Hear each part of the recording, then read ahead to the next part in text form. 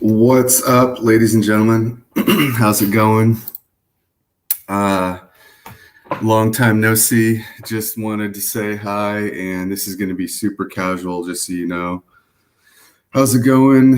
Mudfloaters Armageddon's in the house. Joel, More Than a Flame's in the house. Karen and Preston. Good to see all you guys. Welcome in. Okay, so I just got some stuff here. Can you guys hear me okay, by the way? Let me know if there's any audio issues along the way, and I will adjust as needed. But I'm hoping everything's good. So I just got some videos I found. They're pretty newer stuff I came across. It's probably, nothing groundbreaking, I don't think, but just stuff we can talk about that might be interesting for you. So, and I just mostly wanted to get on and just to hang out with you guys in the chat too. So let's go ahead and start it off with this one, just some old maps. I don't know, I saw this account recently, Nick T. He's got a couple of these Tartaria map type videos.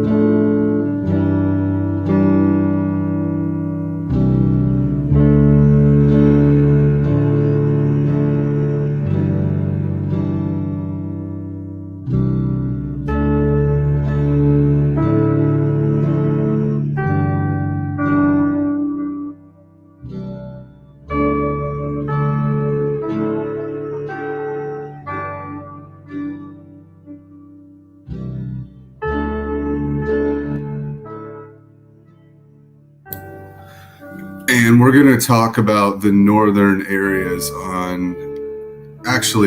in today's stream. So there will be some coverage of this North Polar area, the Arctic Circle, what's really going on there.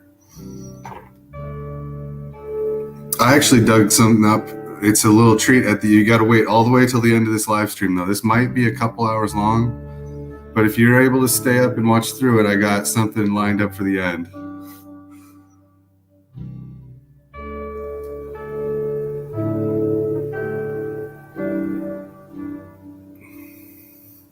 Flights definitely make more sense on a flat Earth map. There's no doubt about it. Even to this day, all the flight patterns, they haven't tried to change them or anything to try to, make it look like a ball. Nope, they just kept them the way they were. Because they know that, over 95% of the people just aren't going to care, aren't going to do anything anyways.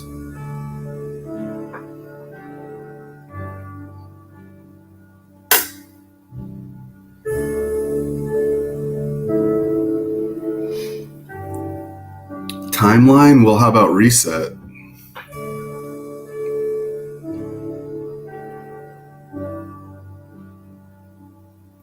Yeah, we need to get our timeline straight, that's for sure.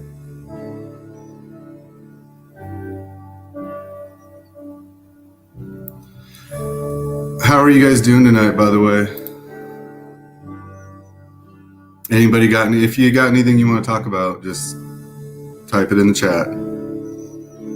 Or if you want to hang out with me, you know what? I'm going to drop a link.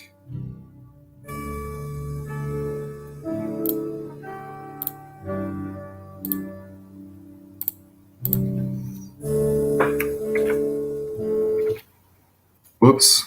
Oh, whoops, sorry. I thought I did that. No, that was just the end of the video. My bad. All right, let's go to, what do we got next here? Okay, we got a little bit of comedy to start the show off with. Wait till you see the scam this guy's running. We got a little bit of comedy here, guys, just to lighten it up. Freedom. That's right, folks. This guy's no holistic specialist. He's a whole specialist that no one ordered. Expression of emotion may happen when the system moves. I mean, what else would you call a man who puts his hand up a girl's without warning? When energy is stored or bound up in the muscle. Why would she even go along with this? This chick's either desperate for human contact or this is Bill Cosby's wingman. This woman is like an incredible dancer, actress. Southern Asia. Okay, that's actually really interesting. Allowing things to move through, but even with that, things get bound up. What even is this place? The Equality Lounge? More like the Shocker Lounge. The place where we all belong, huh? Seems like the place where the police belong, too. Apparently, this is part of the World Economic Forum. You know, the place where the world's most same powerful people and that richest are people in the world meet. Cool, right? Yeah. that are doing all the everyone. I mean, what else could crap these to people us. be into? And who knows what the long-term effects on this woman will be after this? Take it and throw it. Bring it in through the nose, out through the mouth.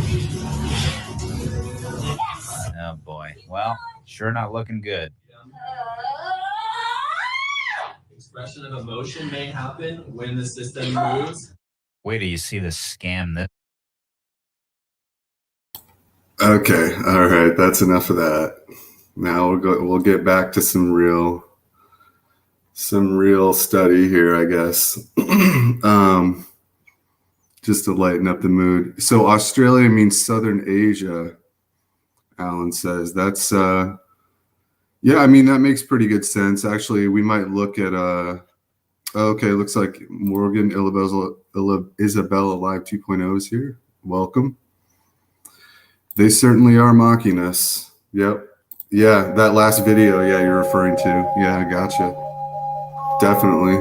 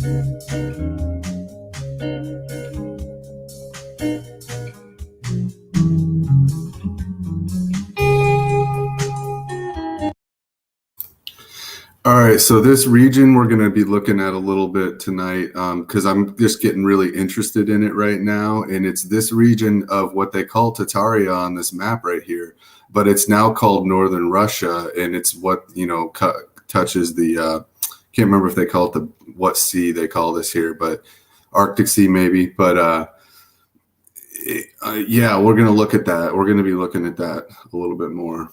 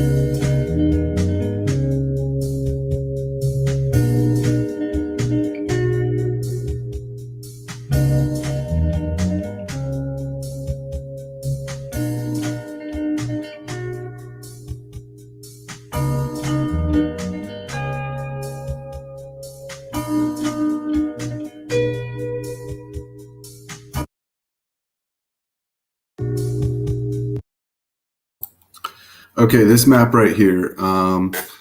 This is what I think of when I think of Tartary. I think of this landmass, pretty much what they're showing right here. This is how I typically see it on a lot of the maps that they show from the old maps. You got a smaller China down there in the southeast there, and you got that India to the lower west, southwest, and then Persia or something like that to the southwest, a little more west.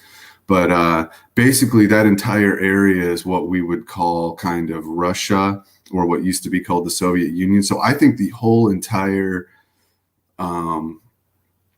war the Bolshevik Revolution, when they took over and everything, it was all about killing off the Tartarians and taking over and erasing the history. And getting rid of all the Christians, because they slaughtered, like, I don't know, they say 20 million Christians or something. So it's like, who knows what really happened, because we don't even know they did rewrite the history. But just wanted to point that out on this map here.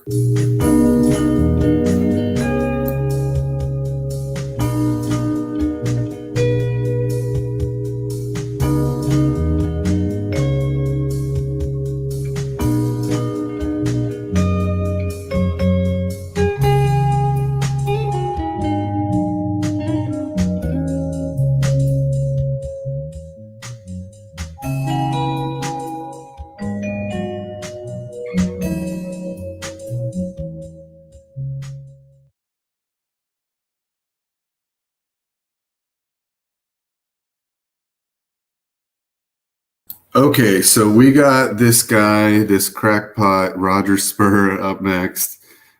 He is a crackpot, but he's probably actually some kind of shill. But he does have some good information sometimes. And this is one of the things that intrigues me, has been this crystal skull thing, where he compares it to these the brain connections over on the left-hand side. So I think it's worth a watch. I don't know if we'll finish this video, because he starts to go off on other topics, and we'll just probably end it when he starts Okay, to my do wonderful that. friends, this is Roger once again, and if you've never heard of Josh Gates, But give your guys' Mrs. input in the chat he on is this the topic as well. premier I'd like to hear your explorer, input. as far as I'm concerned, in my lifetime, and I've got a very long lifetime. So he's looking, he's thinking, he wants answers, and he really goes deep. But he's looking to the wrong people, and he assumes that this Mr. Hedges skull was carved, and there's other things about it. We're going to get into that pretty deep in a minute. But Josh, please, brother, contact me. This is not fake. This is real. It was not carved. It was a real skull.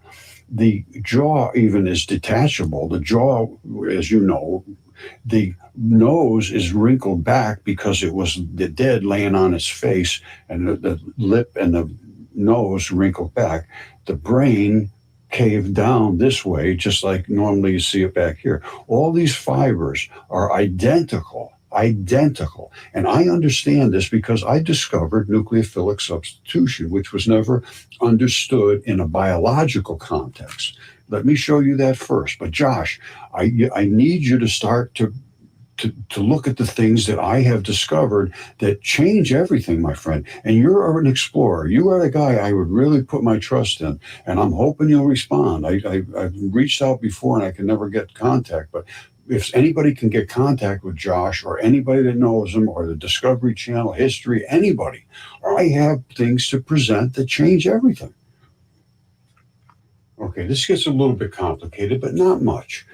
When you're alive, your body is continuously transferring molecules back and forth from electron dense to electron poor. And they do it with transition metals.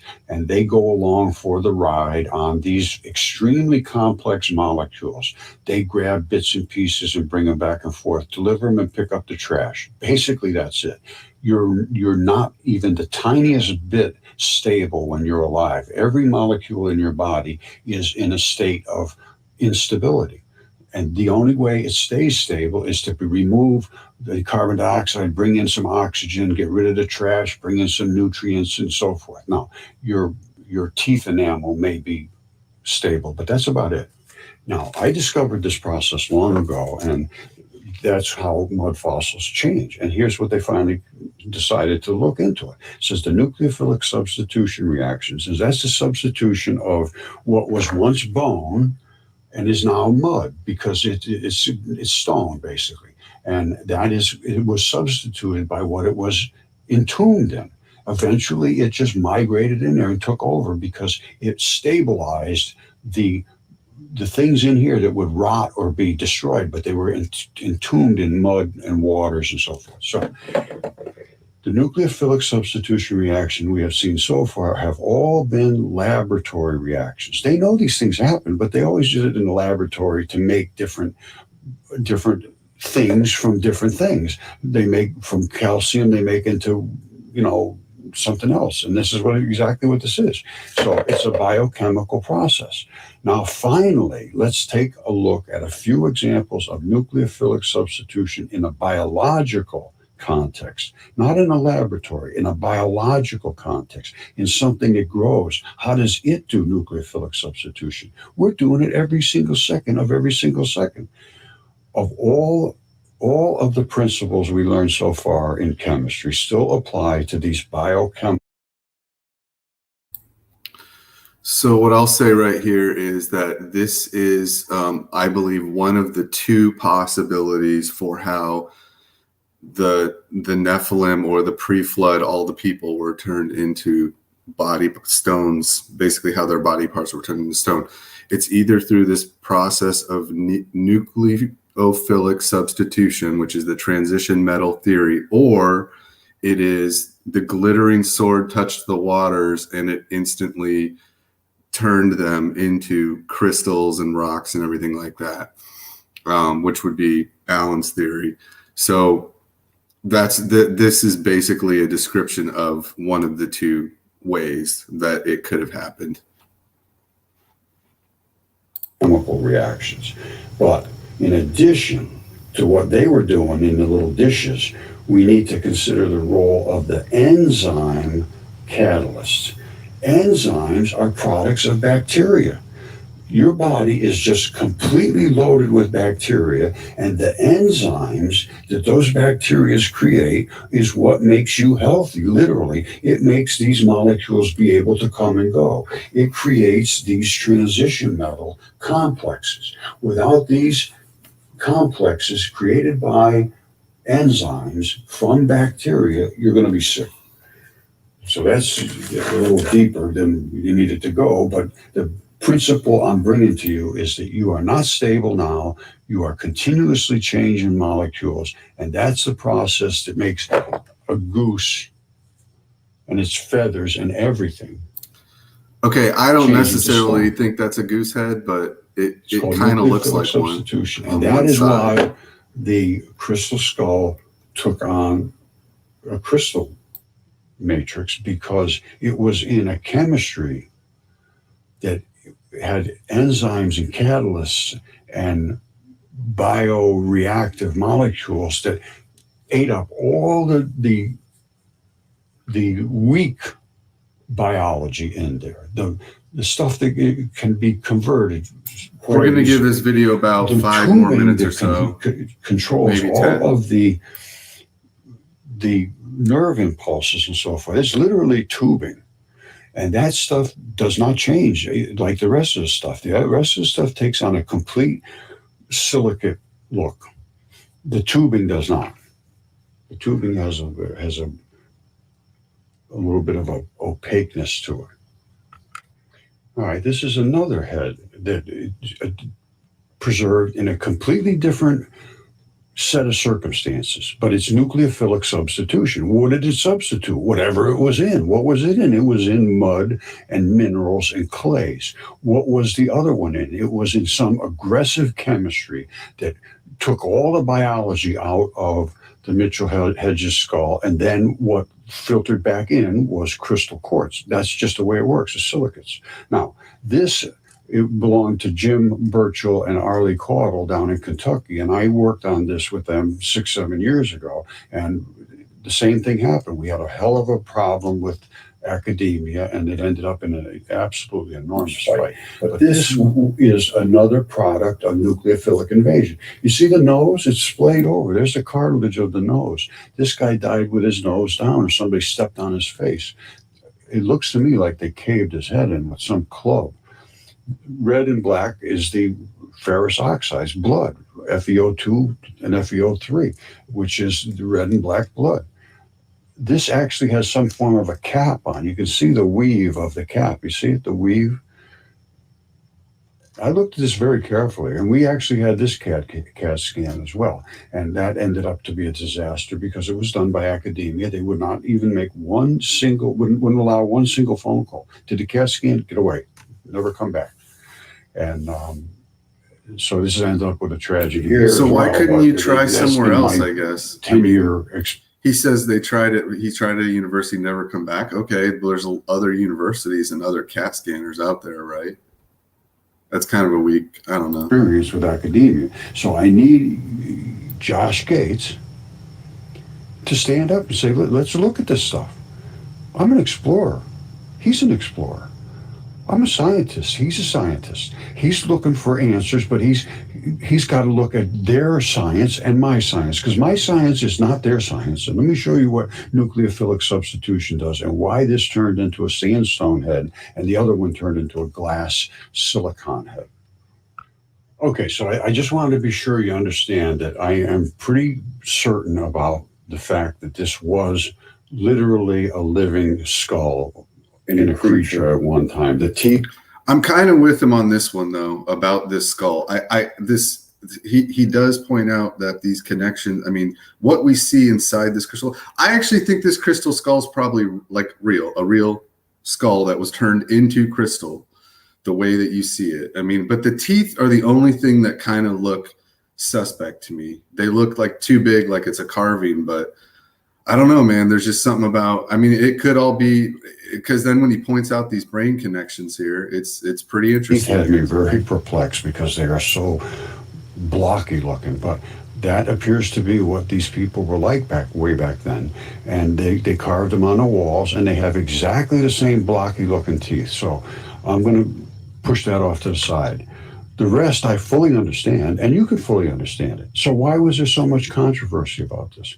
Well, because nobody understood the substitution angle, the nucleophilic substitution. And there is just a pushback to anything that is outside of academia. And I will show you how the academics responded and why Josh Gates sort of diminished this as, oh, this can't be real, basically. That's how I took it. Josh, I hope you will re-examine it, my good friend, because I see you as a hero in this realm.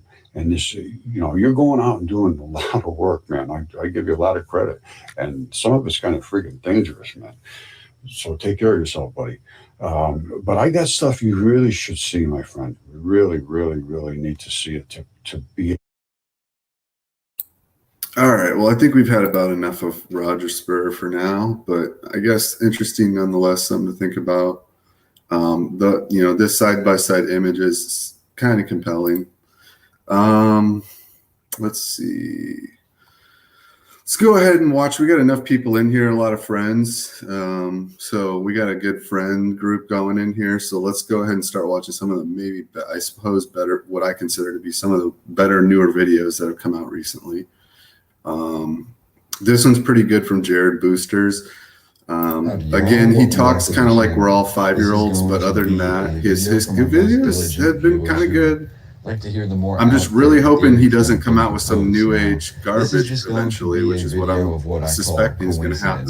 And you can make of it what you will, but we're going to be talking about the flag of the United States of America, and we're going to dive into a little bit about the stars and the stripes. Now, what we're told is this flag was basically created and inherited or used by our country beginning in 1777. And I'm just going to break down a little bit about what I think or what I noticed and found interesting. Now, one thing that we always seem to find in the 1800s and even well before that, 1700s, 1600s, even in the 1500s, we find forts all around America, or the land that would become America. And these forts, many of them are intricately designed, much like the castles that we hear about in medieval times, Renaissance times, things that we think about in fantasy and lore. Those are the type of castles and forts that were being built around the United States. Now, what we're told is that these forts always have different countries that were here that were building them. So many will lay claim to these forts, and we have different histories from these countries that were given. But let's take those histories out of context, or let's not look at those histories, and let's just focus on the idea of America. We're supposed to be this melting pot of a country, and we come to this new land and basically manifest destiny. And what is here is ours for the taking. Now, I'm not saying I agree with that, but that seems to be the idea that was in place at the time. So let's say these people are original ancestors of America, or the original inhabitants who came here from Europe, and the ones that are remaining in power today, the ones that sort of have the line of control that leads to them. If you follow their ancestors back and you look at when they came to the country, we can probably see that they found all of these forts. So what would be a good thing to hide in plain sight if you wanted to make a sort of representation of these star forts and how you came upon these forts? And once you inherited these forts, you were able to gain military power of this entire country. So these forts that were shaped like stars played a very impactful role in the history of America. And where are many of these forts found? Well, nearly all of these forts are found on the coastline. They're found right next to the blue ocean. And I just found that to be really interesting. We're looking at star forts on a blue ocean. And then when we look at the American flag, we're looking at stars and basically represent the concrete or the stone, the brickwork, which many of the star forts, whether it's the weathering from the ocean or not, they seem to appear in a light brick sort of limestone color. We see these white stars on the blue background of the stars and stripes of the American flag. So I just found that to be an interesting sort of coincidence to mention, that we have all these amazing star forts that were founded in America and became part of the American military complex. And we used these forts to basically defend this land, supposedly, and to make it our own, to defend it from these other countries that apparently, at least in the current narrative, built these forts. So essentially, we took these forts and then used them to make America what it is today. Now, that's what we're told. So if the stars on the flag actually did represent these forts, it would be very meaningful, and it would at the same time make sense with what the current narrative has to say. But alas, this is just a theory for entertainment that I'm proposing. Now, at the same time, I've been doing a lot of research about the oldest maps of America, and I made a video recently on Norumbega, which was one of the original large land masses said to be a kingdom that was originally in America. Now, current modern history will tell you this is more of an illusion or a myth, and there was no substantial kingdom that was here. But if you look into the Norwegian narrative or the history of Norway, and even some of the older books written in English in the 1700s, and I provide links for them in the old video, you can find evidence that there really was a large Norwegian settlement that was in America from the 1100s onward. And what's interesting about that is they are said to have been building large kingdoms and large castles, and they even appear on the oldest maps as these large castles or star forts. So I'm just trying to tie these things together. Now, when we talk about that, and we talk about inheriting the land of America, or the people who own or basically rule America today, what we come to find is they always like to represent the past, and they like to represent history with little nods to that history that not many people would understand. Now, when we look at the stripes of the flag, they are red and they are white. Okay, I think this is where the best part of the video comes in, and the most interesting part, because it really ties in with Golden Age, with 1,000 years past, and the deception. And I'll explain it here in a minute when he gets to it. And there's a narrative given about that as well, that the 13 stripes represent the original 13 colonies. But what I want to get into is that the Vikings, or the original Norwegian sailors who came to our land and also went all around the world on their sailing vessels, they are usually depicted all throughout time with a flag that is striped red and white.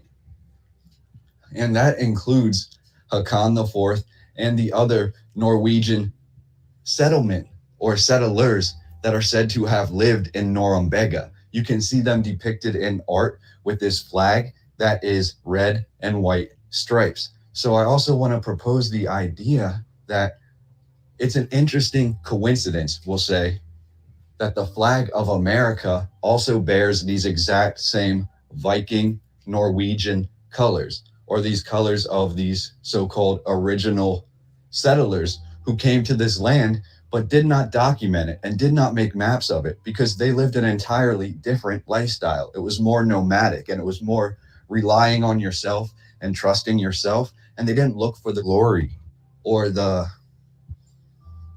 promise of what would come by sharing their riches with everyone else. And what the Norwegian narrative about America says.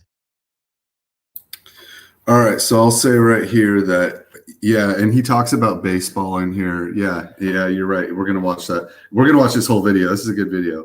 But the Vikings, guys, the Vikings, the 5 kings.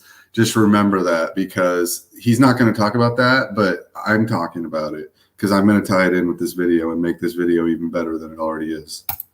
Is that they resided here for many hundreds of years, basically in solidarity, and they would only really travel outside when they needed different things for their kingdom. So I found that to be really interesting. And if European settlers, other European settlers, were able to come to America at a later time and were able to basically weasel their way into this Norumbega kingdom and take it over, you would expect that they would have found star forts, and you would expect that they would have found massive cities, and you would expect that they would take these cities and turn these cities into their own. So that would also really add itself to the old world narrative that I've talked about in so many videos, how we find these almost pre-existing cities or these large settlements that are said to have popped up in a matter of 10 to 15 years. And we're told basically before Europeans arrived that Native Americans lived here and that these Native Americans had not built anything. But if you look into the history and you look into the actual facts, you'll find that not only did the Native Americans construct massive building projects, including ancient mounds and different earthworks like that, but they were able to use brick and stone and build with that. So we actually have different Native American cultures that are referred to in America as Fort Ancient. And these ancient cultures are said to have built different star forts. Not only do we have original forts that are said to be built by the French, the Swedish, the English, etc., but we also have Native American forts that are said to even predate the European forts. And it seems like they sort of tie together. It's a history that seems to be covered up over time. And it all really stems around the 1100 period when this. Okay, there we go. 1100 period. This is where he starts talking about it. And this is where I wanted to interlude.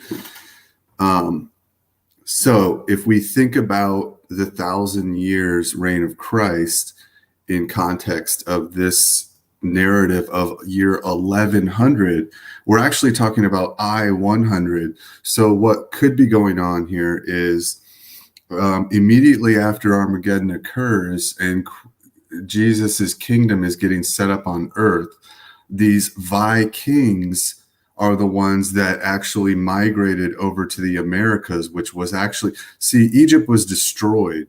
And let's say North America was actually Egypt. Then, or let's just say even just part of, what we call the United States was, or in Canada. Let's say, the eastern half was actually Egypt or something like that, or the sort of the 2/3 on the, and maybe even Jerusalem was over in where Utah is, who knows?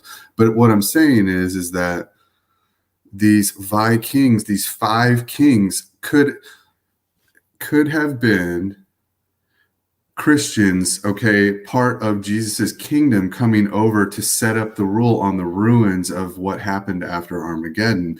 And see, what they tell us is that these Vikings were pagans and that they worshiped Odin and all this. But this is the twisted satanic narrative that we've been given, right? So this could be a lie. These Vikings might have actually been Christians. That's the point I wanted to make. Now we'll continue on. This Norwegian or Viking colony began in America. Now, whether the Vikings worked with the Native Americans or they worked entirely separate, it does appear that many of the oldest cities in America were built out using techniques that were brought here by the Vikings. So that's something lately that I'd never heard before. And I just want to point out the fact that our flag, or at least the striped portion of our flag, is exactly the same as the Vikings that supposedly. Okay, and then the other part is about the year 1100. Instead of it being, I guess, I already said, but it's not the year.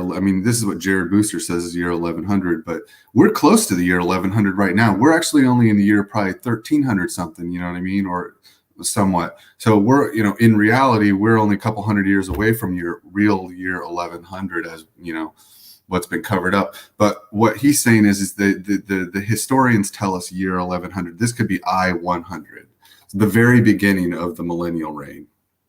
Okay, let's continue on. Landed here in about 1100. So if that's not something that's a real interesting coincidence, at least in reference to our flag and the history of America, I don't know what is. So for the rest of this video, I just wanted to take a look at some of these oldest star forts in America, and we're going to try and take an aerial view of them. Because the one thing that you'll notice is how perfectly they are constructed, and many of them are said to be built with moats. But besides that, you can see a lot of intricacies on these different forts. You can see that many of them are perfectly symmetrical, and they are over 200, some of them over 300 years old. And that's another part of this narrative, is that many of these predate the American Revolution. They are said to be American forts, but they predate the American Revolution. And I just want to look at a few of them, because you'll notice all of them have entrances where you sort of have to go underground to get into the fort. And it's really interesting to me, just these perfect angles. And you can see evidence of where larger buildings once stood within these forts. You can see sort of the remains of where the brickwork and the groundwork, the lowest level, was of these different buildings that stood here. And on some of these shots, you can definitely get a perspective. Now, it doesn't look all that huge from this angle, but when you zoom in and you realize that we have different homes or different areas of living, different areas for troops and things that were constructed inside this area. And you can see that these homes are dwarfed in size by the remains of the pre-existing structures that are no longer there, or of the infrastructure of these structures that no longer stand. So just imagine how large these were in the 1700s and the 1800s, and then try and put it into a sort of narration that is believable, that will tell us that groups of 300 or 400 soldiers built these massive star fort castles, because at one point they had many more buildings. So we can imagine these looked much like castles when they stood here. That looks a lot like a 300 or baseball 400 diamond, troops. this one. And that's the I've never narrative that seen we this one are before this given. video. And mind you, at the same time, we're also told that America is mainly undiscovered and undisturbed. So we're told these are built basically in the middle of nowhere. Mind you, they're on the coastline. The coastlines are easy to travel. Just the word baseball, it makes so much sense now when you put it with this Star Fort thing. It's pretty amazing that, he put this all together, actually. But to get the parts and the resources and everything there, they would have to sail to these areas, and then they would have to sail the parts in and sail in the brick and the stonework, or find different quarries or areas to quarry nearby to get all of these resources. And we're told that happened while America was basically just forest land and was, the area that the Native Americans were calling home. So they had occupied much of this territory, and basically it was dangerous, is what we're told. We have this whole narrative that we're given that things were much like the Wild West almost, where you couldn't go into the forest, you couldn't get these resources. So the fact that all of these star forts were built all before the American Revolution, and we're told that they were all built by different countries that were just happened to be in the area at the time. It's just so interesting that that's what we're made to believe.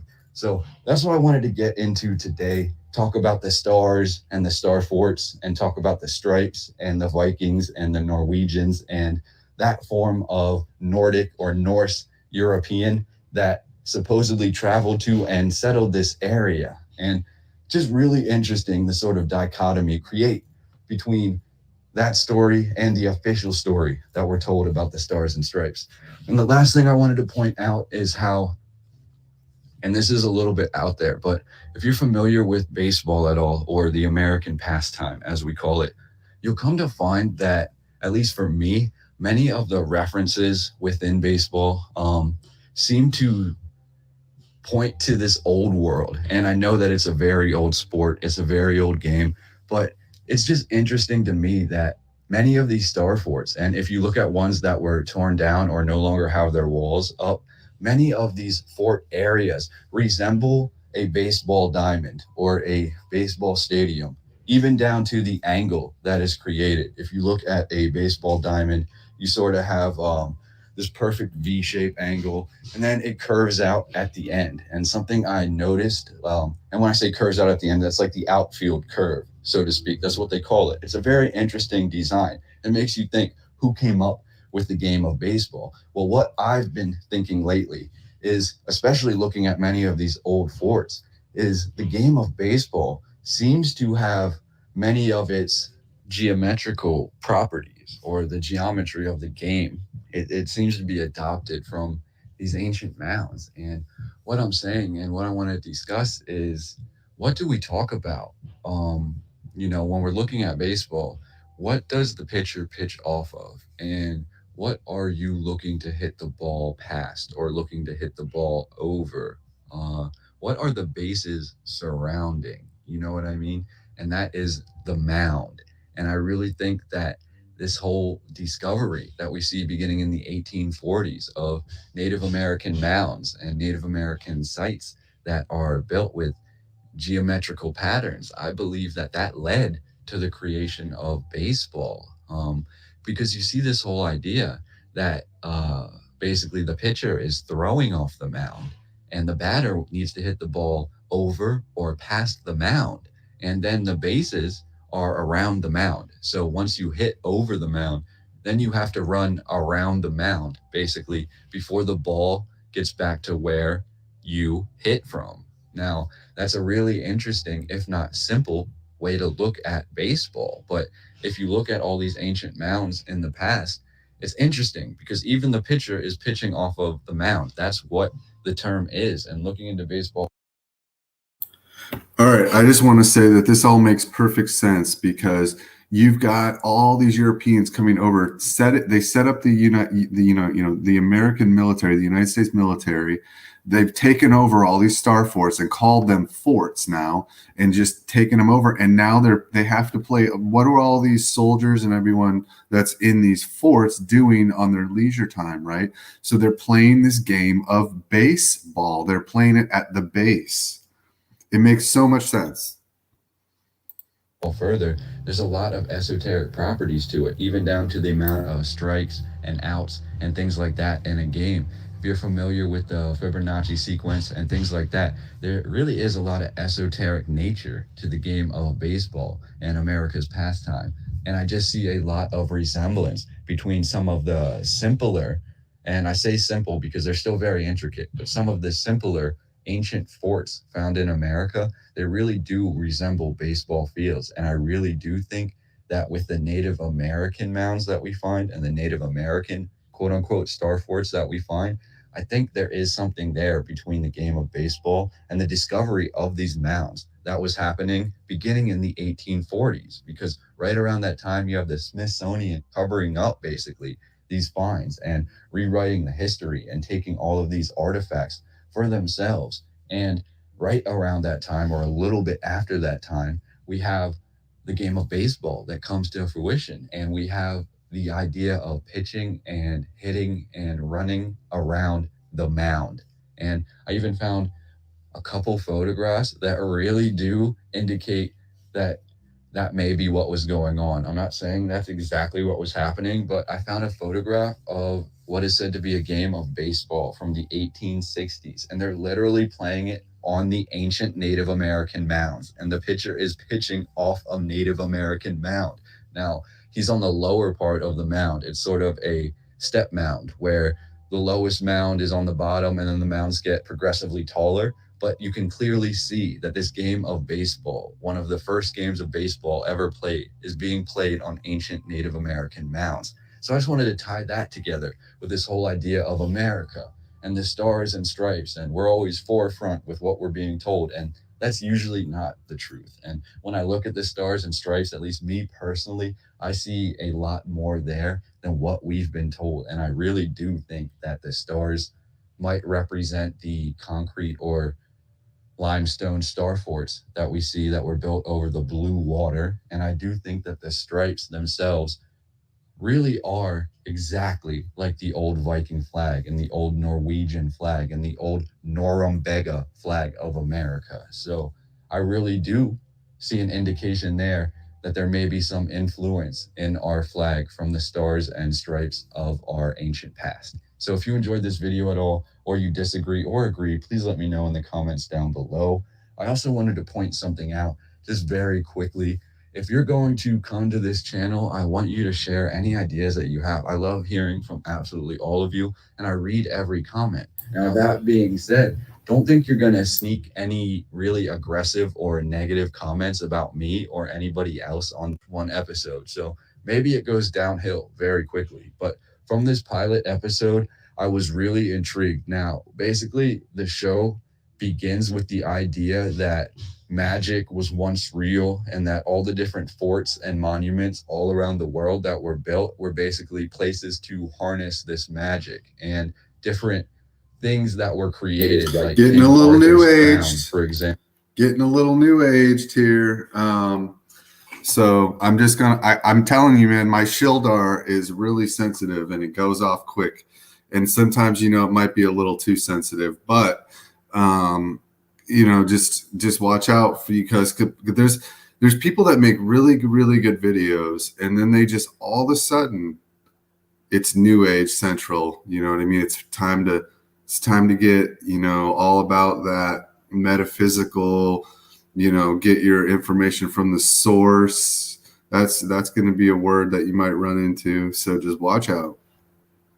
Example, were things to harness magic. Now, different institutions, at least in this TV show, were created to basically bring in these magical artifacts, because eventually they realized all this magic couldn't be in the world. And when I say they, we're referring to the colloquial they, you know, the they that controls the world. They decided that we couldn't have magic in the world in this TV show. So actually, libraries and museums and things like that within this TV show are actually secret organizations that collect and basically maintain different old. Oh, gee, the artifacts. one eye And symbolism. Like, another I'm aspect gonna of this watch that really stood show, out to me Jared. is the fact that they say that the magic in the world lies on ancient ley lines, and I've received a lot of comments about all of my videos. Surprised he didn't drop Michelle Gibson's name. And how different buildings, structures, things of importance were built and or buried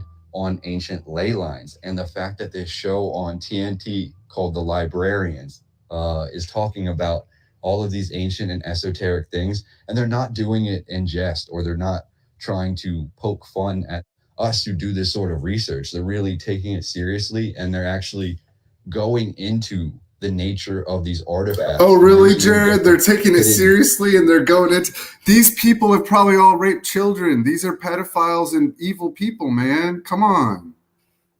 Sort of esoteric things about these areas, whether they're true or not. It is very interesting, especially to see in a TV show. So if you have Hulu or TNT, check it out, because this is a show I'd never heard of, and apparently it came out 7 years ago. It ran for 4 seasons, and I'm just going to get into watching it when I have a little bit of free time and I'm not doing some research, because I'm actually finding topics that are presented within this TV show that are worth researching. So it's actually giving me some ideas of things to look into. So if you have some free time looking for something to kill some time with, definitely check out The Librarians on TNT and on Hulu, because it definitely talks about this esoteric, hidden agenda, old world stuff that we talk about in these videos.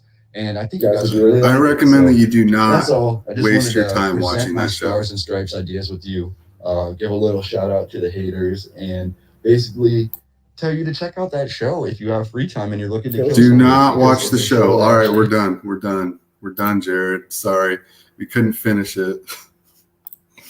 You couldn't make it till the end. You start pushing Hollywood garbage and it's over, man. All right, what do we got here next? Paul Cook.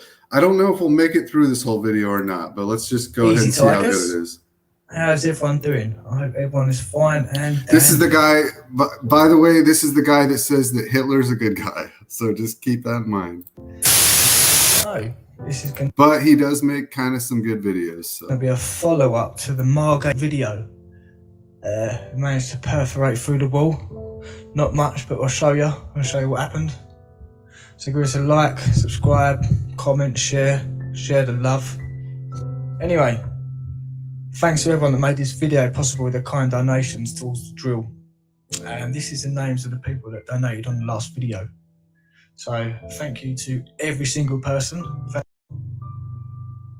What is that doing on top? It's not a light for an aeroplane. There's no light coming off it.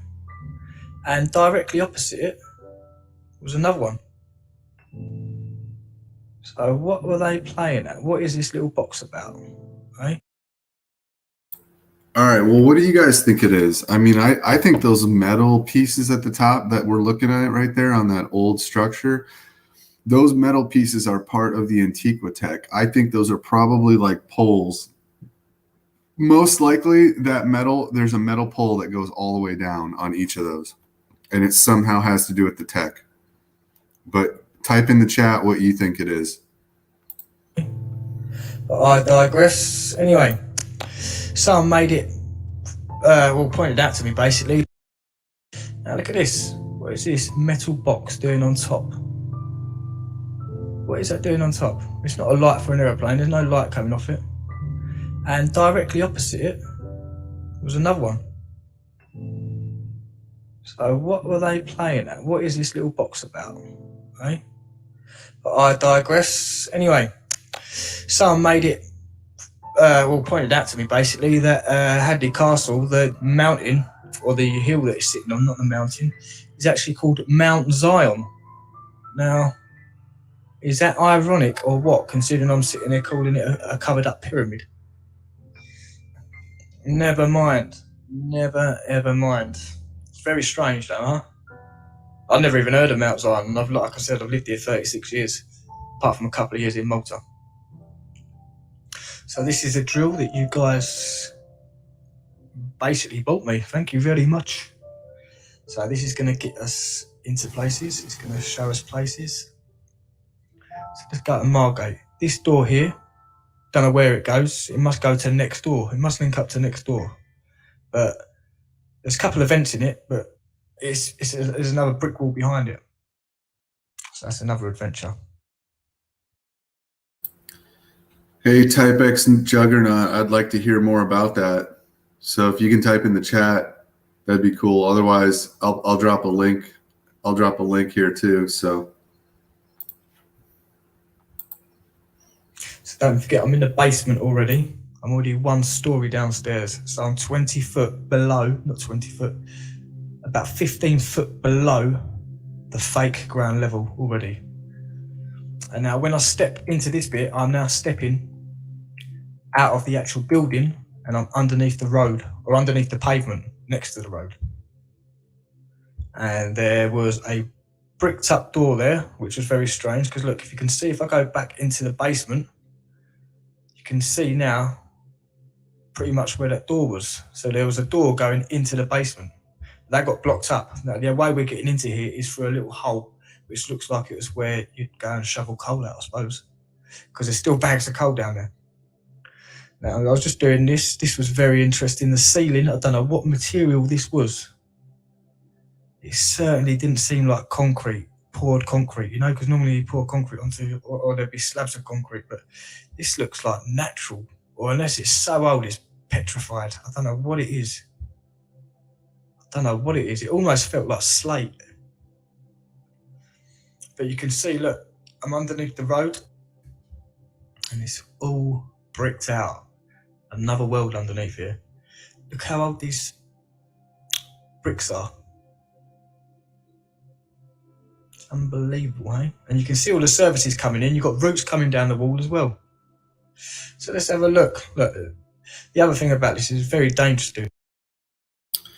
And I would like to point out that the Bible speaks of bricks being made with mortar when the Tower of Babel was created. I mean, that was a long time ago. That was like near the very beginning they had bricks and mortar. So they've been making bricks. I wonder how many bricks were made on Earth before Armageddon, covered everything up, melted everything. You know, it's all buried. We can't see half of it, not even close. It's like, I would love to know how many bricks have been made on Earth. Holy, how many billions, you know? Doing this because there was not a lot of oxygen down here. After about 30 minutes, we had to get out because we was getting headaches. Look, so that was actually, that was another door, but it had been blocked up. So there's two doors coming out this way, which leads to outside the property underneath the pavement. Do you get me? So look, here's Charlie Boy. So let's have a look. So this is it. We're through that door now, and this is the archway. And this is probably directly underneath the curb now. So you've got the curb and the road. That's what I believe. But what was very strange was you had this trough down here, and this trough had the bricks, and they'd bricked up about 2 inches of the trough. I'll show you what I mean in a minute. Very strange, peculiar place. Very, very strange. But here we go, the trough. Can you see? Actually, they cut little bricks in half, or slivers of bricks, and put it in front of the edge of the trough, which is very strange. Then you've got a very old lead pipe going down there. And this floor is not like the finished floor, by the way. That's just mud and stuff like that. So anyway, started perforating here just above the sink or the trough, but there was a lintel there and we hit metal. And I was a bit scared at first because I thought, oh my God, I hope that's not a gas pipe or anything like that. So that put me right on my toes. So decided to go here.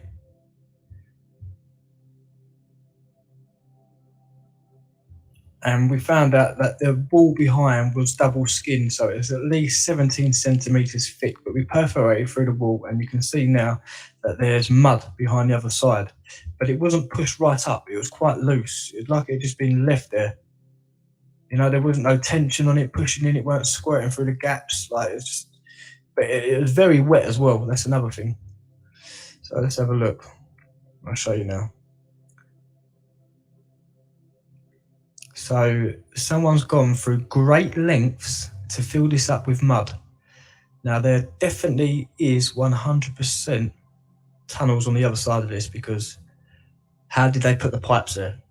Obviously these pipes are running through the middle of the road and they're branching off in different places underground. Okay, so these pipes are there and it's been sealed up after the pipe work's gone in. Sorry about the light. But you can see there, I've just put the screwdriver in and you can see little bits of mud and a hole.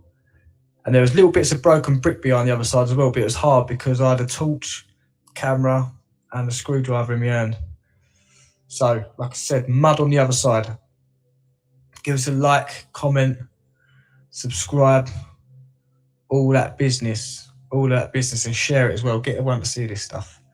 So, like I said, Zion Place. Now, what's weird about this is I'm going to prove to you this is all done on purpose, because where this road is actually on a chalk cliff. Now, like we said before, chalk is, I believe, these cliffs are man-made and they're petrified now.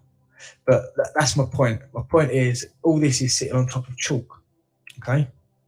So if we go to the end of this road, right, there's a cliff face and it's about 30-foot drop. So it tells you here we are, like this, just like this. So, pardon. So here is the Zion Place. That's the name of the road, street sign. And that's the line straight to the end of the road, to the cliff. So you can see, boom, it's here. So you get an idea of how deep that goes from up there. So also on the right hand side, you saw Chalk Cliff. See it there? And this gives you an idea of how deep it goes. And it's only even sea level, by the way. Sea level is about another 10 foot on the other side, as you can see. So all of this area, okay, must be built on top of something. Look, because even here you've got the Margate Caves. Now this is all chalk. But again, I've clocked some things in there, and this is like petrified chalk. And what they've done is they've scratched the walls to make it look like it's natural and not block work no more. Here, this is where you noticed it. I noticed it. Look at the arch. You can clearly see block work where they missed that bit. But on the outside, that's where I reckon they've had a drill and just gummed it to make it look like it's hand cut, like they always say. But you can clearly see courses of block work. So my point is, it's all chalk underneath these houses that are there, right? So why is there mud on the other side of a wall 2 stories underneath the road, or a story and a half underneath the road, right? Why is it there? It's because there's an agenda to cover this up. We've lost a layer somewhere. We've lost a layer. So it's very strange stuff to me. It's very, very strange. This is all in the same area. So my sister's road, Zion Road, and at the end of Zion Road, you have Margate Caves. So why, like I said, there's all that chalk, and then you get to like the arches underneath the roads, it's mud. Because it's been done on purpose. There's been an agenda to hide it. I'd like to know who was in charge of this. So here, this is all the same area. So that's Margate Caves. That's my sister's road. It's all the same underneath. It's all the same. Just like Botany Bay that I went to as well. It's all the same. So, now if you look on the left-hand side, you can see the block work. Now the block work is the same as I was saying before, Hadley Castle, when each course is a different size. Just like here at Botany Bay. Just like here in Scotland, Edinburgh. Just like here in the Paris catacombs. And just another one at the catacombs. And this one here is in Africa. And Hadley Castle. So who is the civilization that built like that? And here, by the way, Purbeck Island. So this is another place I'm going to be visiting very soon. But it has the same attributes. Each course is a different height. It's as simple as that. Now, who is it? I want to know who it was. This is identical to Hadley Castle as well. And I've seen this in Malta. So, and it won't surprise me if I find this in Liverpool next week.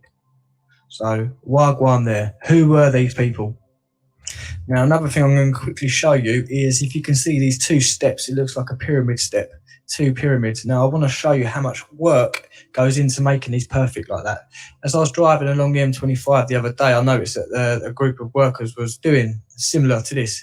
They was making raised sides with 45-degree angles like this. Let me just show you how much effort goes into this. So how did they do this hundreds of years ago?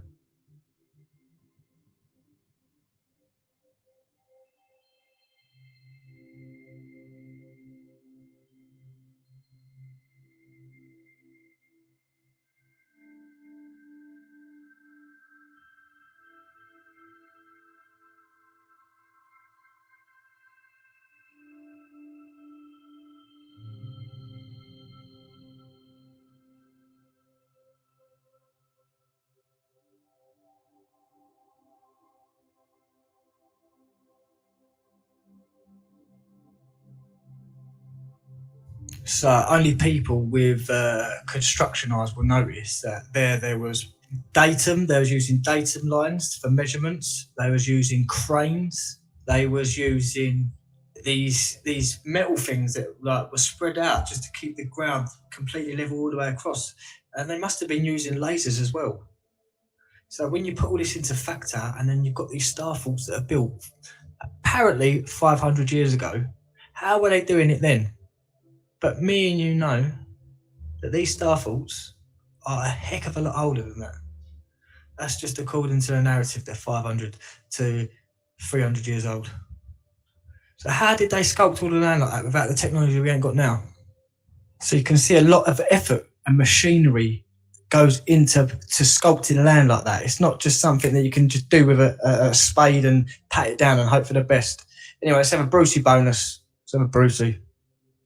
So what is going on with these blocks? I'm noticing something now. I've mentioned it a couple of times, like these bricks. Why are they going from red, yellow and blue? And why are they the primary colours? Like, this is a church near me. What's happened to this building? Like, what were these bricks originally? Yellow or red or blue? What were they? Because they all seem to be changing colour now. Now, I can only notice this because I've lived here my whole life. Look, what was this? And what's all this splashed stuff over it as well? Red or yellow? Yellow or blue? But what is all this stuff like splashed over it, like discharge of something? Maybe it was corona discharge from the antiquity that was on top. Speaking of Antiquitech, that's a good comment, Alan. You know, I mean, this phenomenon of ground. I mean, I know I've watched some of the shows you had on recently with the guy from the Ozarks in Missouri. And I will say, I know of that area. I've been there many, many times. It is quite an amazing place. It's different. If you've never been to the Ozarks, I recommend that you visit there sometime. It's just a different kind of environment. There is something to this grounding thing that he talks about, that guy. So, I mean, I wasn't down with everything he was talking about, but, you know, some of the stuff I was down with.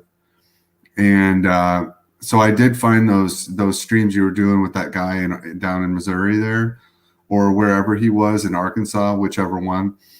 That whole area is kind of interesting. So if you've never been there, travel through there. You know, if you get a chance, you know, spend a few nights in the Ozarks. It's definitely, it's just a different kind of place. It's got a different vibe to it. So, but there is something to this grounding thing, I think. Yeah. Oh, they got dismantled in the 30s, maybe. It's all over this building. What is it? And what colour were these bricks? There's a lot of questions. I need answers. Anyway, I scratched it because I thought it might be like, you know, a bit of dirt and it might come up, but it's not. It's literally stained all over the building. Anyway, so I drove to the coast. Well, I live on the coast, but I drove a bit further up the road. And when I come across this, I couldn't believe it. I thought I've got to share it with everyone. Every single thing you see here now is a yellow brick that has been melted. Look, don't believe me? Just everything. It's like a seabed of melted yellow brick. Now, I want to know where all these bricks come from.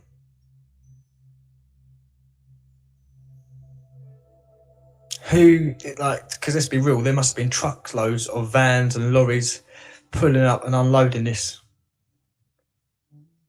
Let's have it right. Like, where did all this come from? Let's see. Melted to messed up. Melted to F. I nearly swore then. Melted as, yeah. And obviously you've got a man-made coastline. Pretty much like the whole of the UK, it's all man-made. Just made up of straight lines. But look, let me just show you some more of these. Look, this is all brick. All of this is brick. And if I just pan the camera around, you get an idea of how long this goes on for. All of that is brick. And when you see big ones together, that's like 6 bricks that have just been melted together. Look, let me show you this one. What could do that to this? And when people say when brick gets melted, it expands. No, it don't. Look at it. Nothing's expanded here. It's got smaller. Just like when anything else melts, it gets smaller. Name me something, actually, that gets bigger when it melts. I'd like to know that. It might be a stupid question I'm asking, but it's just something that come to my head. But look, all yellow brick. It goes on for God knows how long. You can see now, I just took some pictures because I'm a saddo like that. But it's very strange. And to be honest with you, that area where I'm at, I'm saying that used to be a massive, gigantic starfall as well. Because you've got all man-made rivers and canals around that way. Anyway.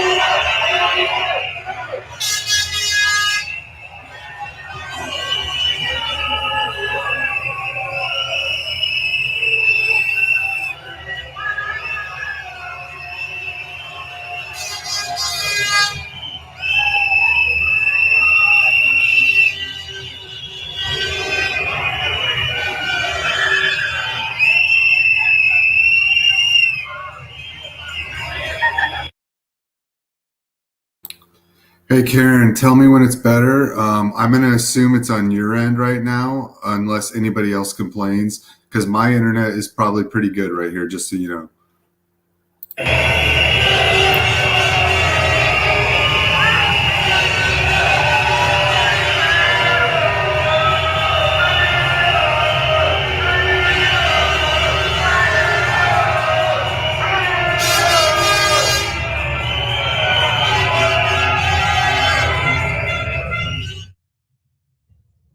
Anyway, I hope you've enjoyed this video, and we've got behind that wall in Margate, but it's mud and it's been filled up on purpose, obviously, because people have been behind there to lay pipes. So it's been filled up with mud, and the only way you can fill that up is to go through each house individually. And I'm guessing if all these houses down this road were similar, they went underground like that. So it's a who did this? And when it got done, no one must have been around. Very strange. There's a lot of questions to do with this. Anyway, please like, subscribe, give us a little comment, share, and support if you can. Ta-da! Ta-da! Ta-da! Okay, why does he say ta-da? Isn't that what a magician says, right? Ta-da! After they do their magic trick. So why does he say that?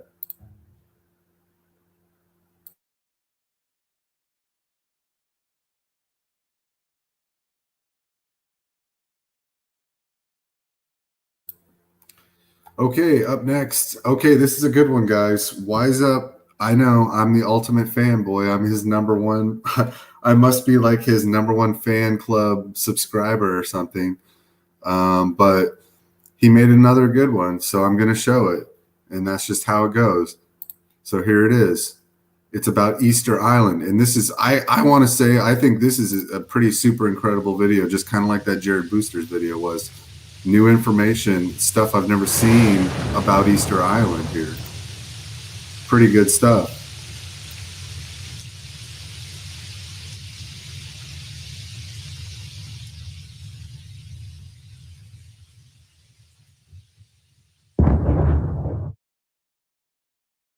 So I have been making 2 fresh videos of fresh information every single week as promised, but in between that I've been compiling some of the best series discoveries that I've made, compiling them down of all the best pieces and then making a part 3 in this case.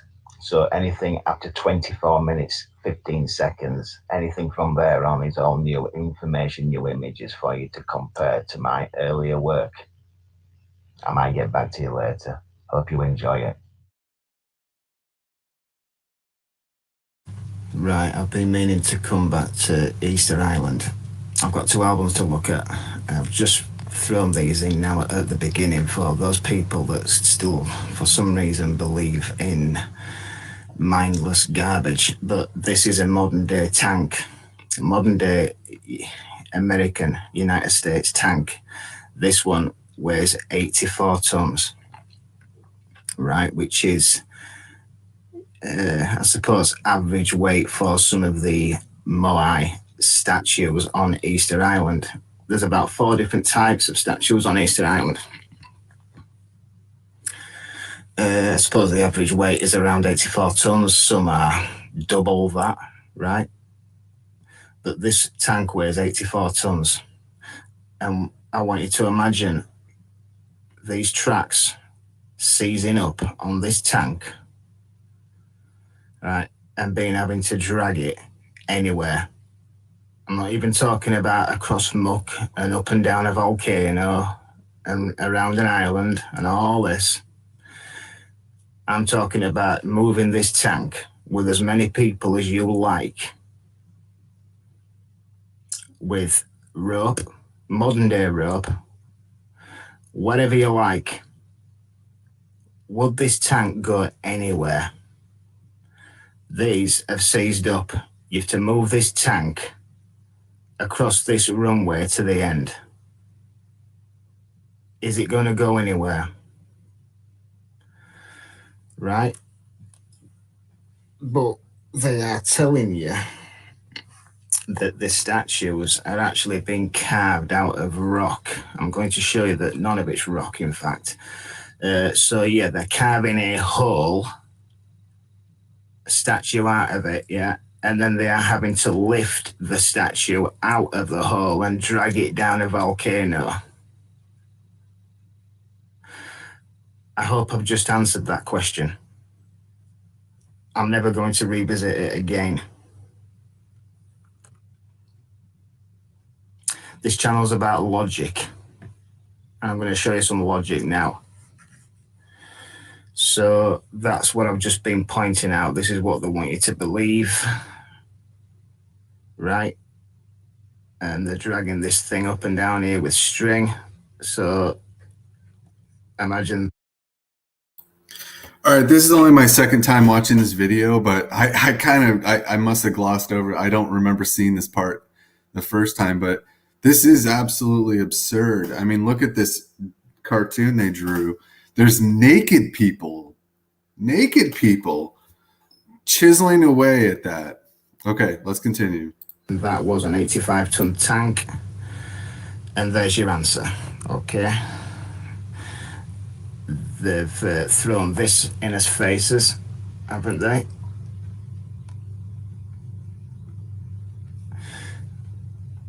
The other thing I find interesting about this image is that that artifact is actually in here.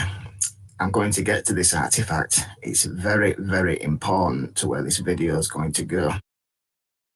Okay, I just noticed this on the set for the second time around. Look at how the eyes are being covered on that statue. Look how the rope goes around the eyes. Does anybody see any symbolism in that? Covering up the eyes to see? And the reason why it's in this image is it's something like, you know, the rulers of this world throwing this stuff in his faces, kind of hiding truth in plain sight. They're trying to tell you that people with no technology and backward people can somehow move this thing like this. Yeah. But they've got that in there. But in modern times, idiots called archaeologists try to convince us of that paradigm by moving one made out of plastic in case it fell over and it wouldn't break, right? But this is only a plastic mold, and it's actually got stones thrown in the bottom about a third of the way up, yeah? They've had to lift it back up many times with a crane, a modern day crane. Then they show you this type of thing, right? But the stones are only in the bottom.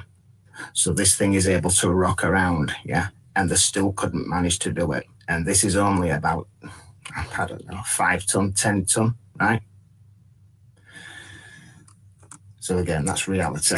They're trying to show you that this, I mean, this is a... Okay, hold up. Did they cover the eyes again?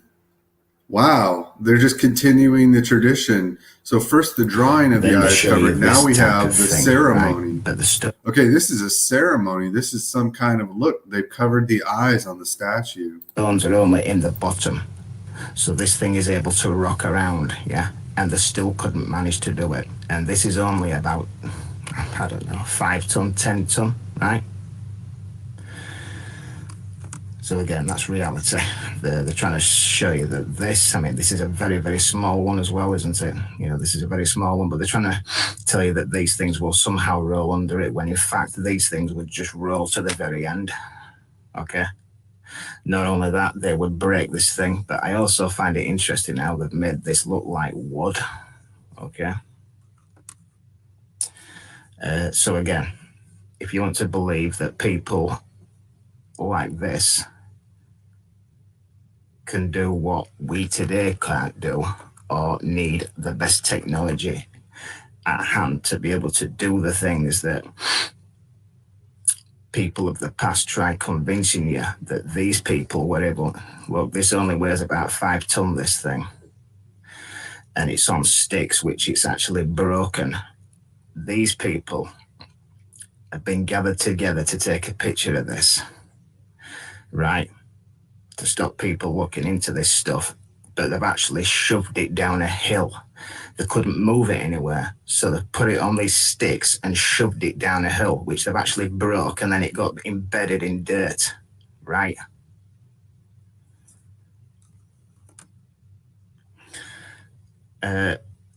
Unless you want to believe it was something like this, yeah, that somehow interdimensional beings. It's like into our John Levi, or maybe maybe Jared Boosters thinks this is what happened.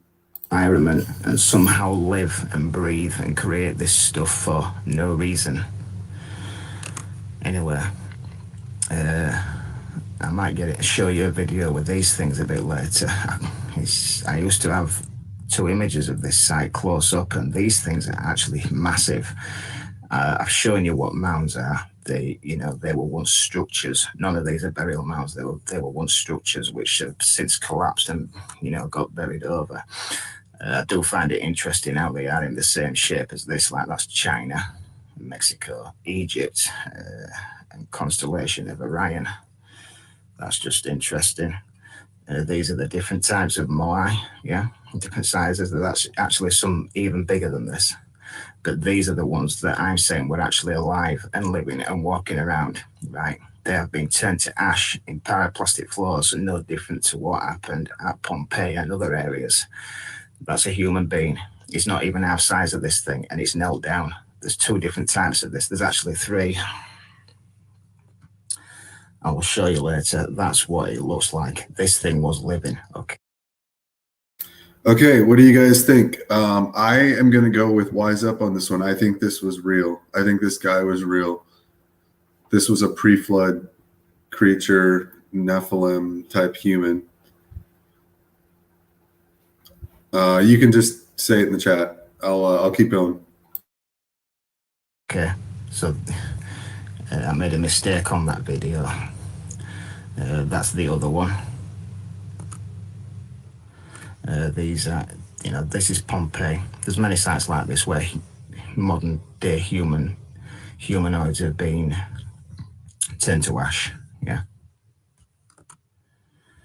But what I'm pointing out in this first set of albums is, because they're telling you that these are carved from rock, And I'm going to prove to you that they're not carved from rock, they're actually built from wood. Yeah. At first, when I was creating this album, I was thinking that they was all made from wood, like a huge log. Some of them may still have been, yeah. But the ones I'm going to point out to you are actually put together like a jigsaw puzzle. And then they become petrified like wood does. But if you look at its neck, yeah, and just the way that this thing is shaped, this is exactly how you carve wood out. I will get into this in a second. That is a close-up of it, yeah.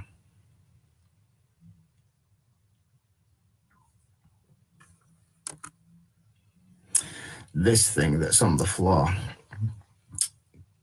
can you see the shape of that? Yeah, it's broke. It just looks like exactly how you build things from wood. It looks like wood. I'll show you some more. Can you see this? Yeah. As wood erodes, it actually leaves, you know, where the rings are, or bark and things like that. This is exactly what it looks like. I'll show you this. Have a look at this nose. It's taken a long time to compile these images. You know, there's thousands and thousands of images on this site. These are the only ones in these two albums that show you exactly what this site is. But just look at the color of this. And you can go.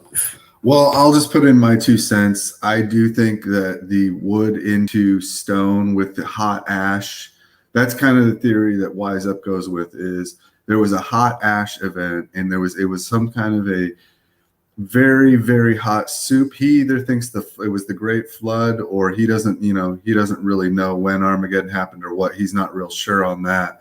But he just definitely thinks this was like a Pompeii type hot ash type of thing where the wood was converted, it's essentially transformed into this stone type material.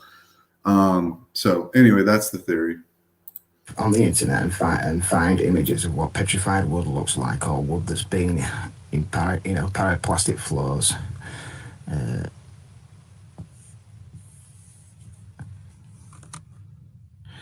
This is that artifact that was on the floor that I pointed out earlier, you know, with the natives there with the rope round, and they had this on the floor.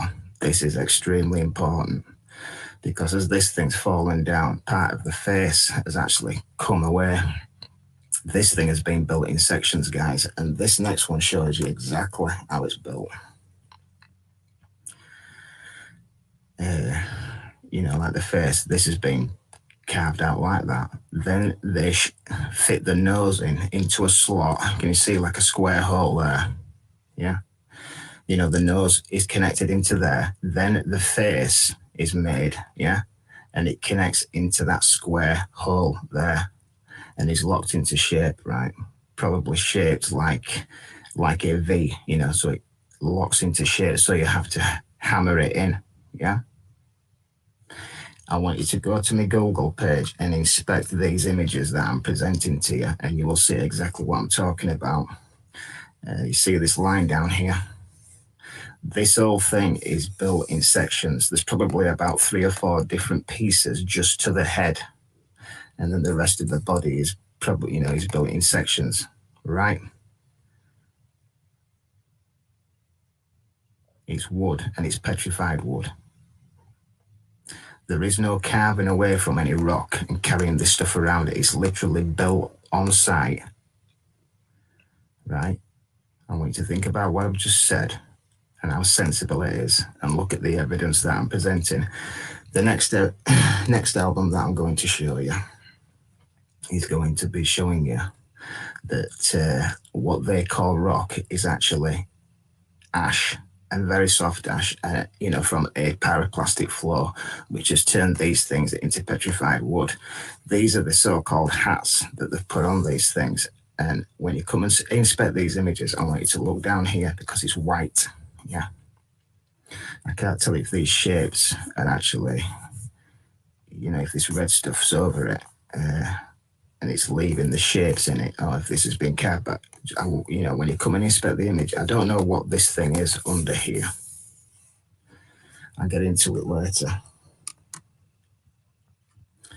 The reason why I tell you that it's carved out of the rock is because of images like this, right? But I'm going to prove to you that all these, and I'm talking about every single one, are already built, and they're all embedded inside this pyroclastic floor ash. The next.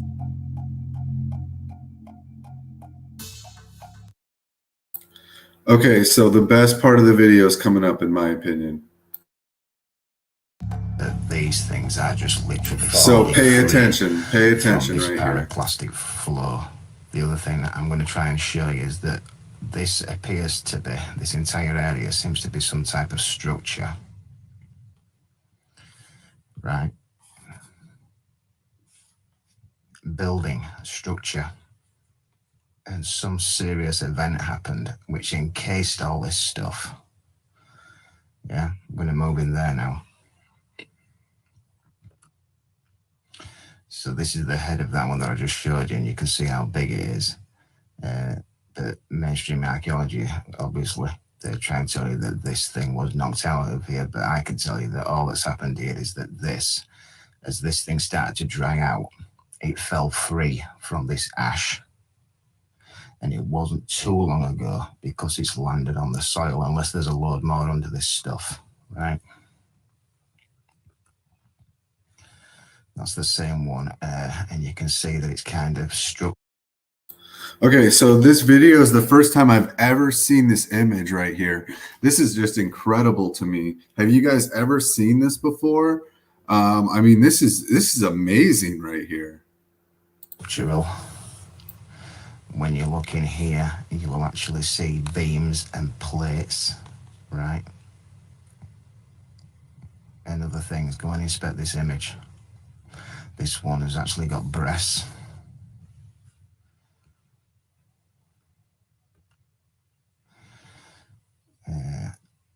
Yeah, this looks snapped in half. If you look at this, there's something inside here.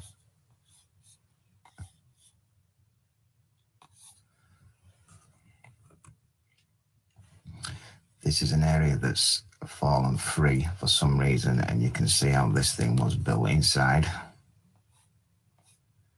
Yeah, from whatever it was built from, wood and metal and plastics and glass and all sorts of stuff, right? And it's left the imprint, or it's turned to ash, and you know, basically stuff I've told you before. But you can clearly see that this is very, very soft ash. But if you look at that, and here, the next one is the same image. It shows you that this is actually some structure, some roof, right? That's alongside of this.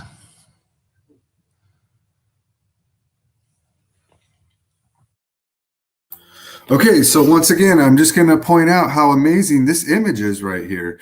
I have never seen this before. Look how big that face is right there in the ground that they carved out, or whatever it was, pyroclastic flow, wood turned into stone. Who knows what it was? It's incredible no matter which way it happened.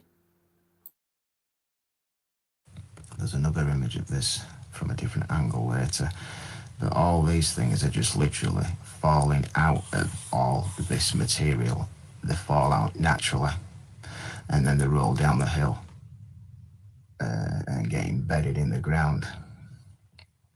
All right.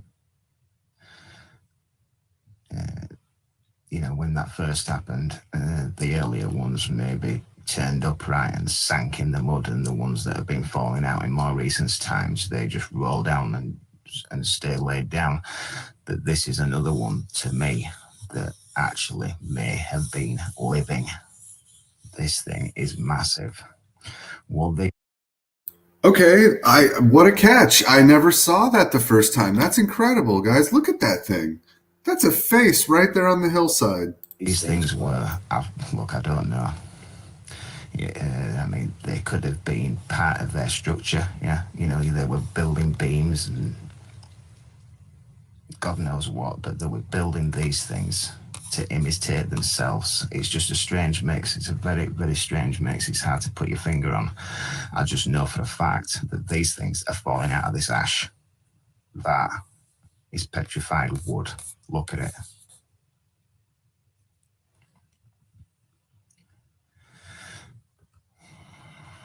This thing, that looks like it's literally wearing a mask there.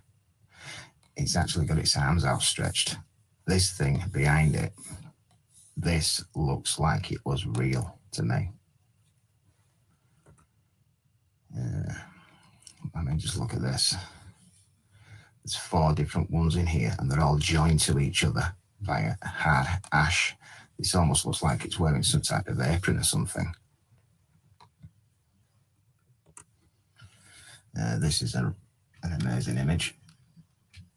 You've got 1, 2, 3, 4, 5, 6.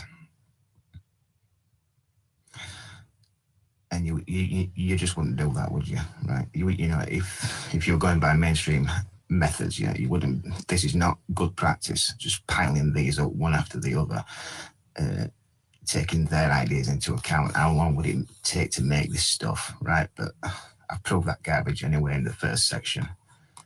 But when you look at these, I mean, they basically look like spines. Like I said, I can't quite put my finger on it. It's very, very confusing. All I know is that there's one on top of the other, on top of the other, on top of the other, and on top of the other, all the way down. And it just, look, there's one there, there's one there, there's one there, there's one there. And it. Okay, I'm just going to come in again and say that I just can't believe how good this video is, you guys. This is the second time I've watched it, and it's like I don't even remember half the things he showed. Gravage image, yeah. Okay, let's talk about that a little bit. We'll sit here and let's have a conversation about this video because this video is incredible. I'm not gonna say his interpretation of it is 100% correct. What I am gonna say is these images he's showing, I've never seen them before. So I mean, that's the part that I love about this particular video right here. Look at this picture we're looking at. It could be graven images, Alan. I totally agree. This could be Tyre. This could be parts of Tyre. This could be the Philistines. This could be who knows what from Armageddon or even pre-flood right here. I mean, this could be antediluvian of some sort. But yeah, I mean, look at these pictures, man. That's incredible. It just, the weight of them just break free. And it rains and they just roll down the hill, right?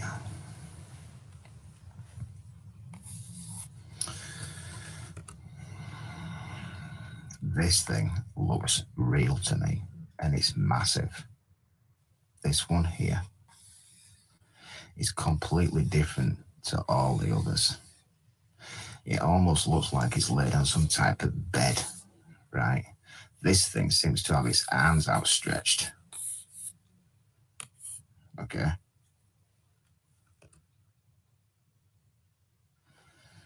This is the image that made them think that these things were carved from here. I mean, that's a good point, Joel. He showed the one that appeared to have a mask on that was turned into essentially petrified through the ash process that he's purporting. And I agree, it looked like a mask. It did look like a mask. Yeah, but this will have been eroded naturally by water, and then native peoples of the past will have hammered away a little bit, but they weren't able to move it. That's why it stayed where it was.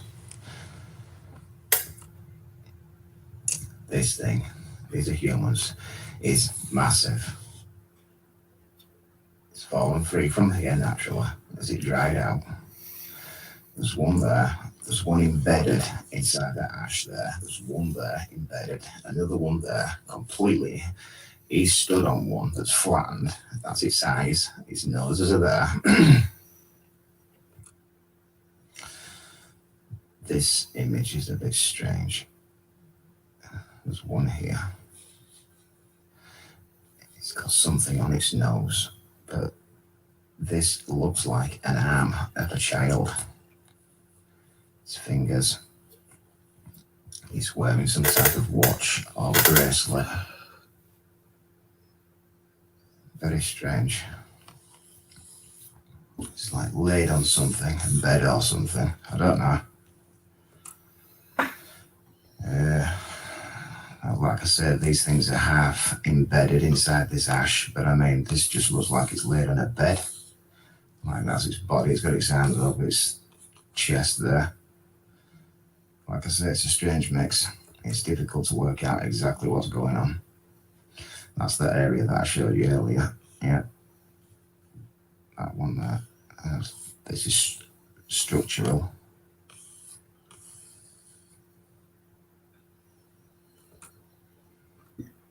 Got 1, 2, 3. I don't know what that is, but it's snapped. The rest of this will be underneath these 3 here, but they're all half encased in hard ash. This has broken free naturally. Okay.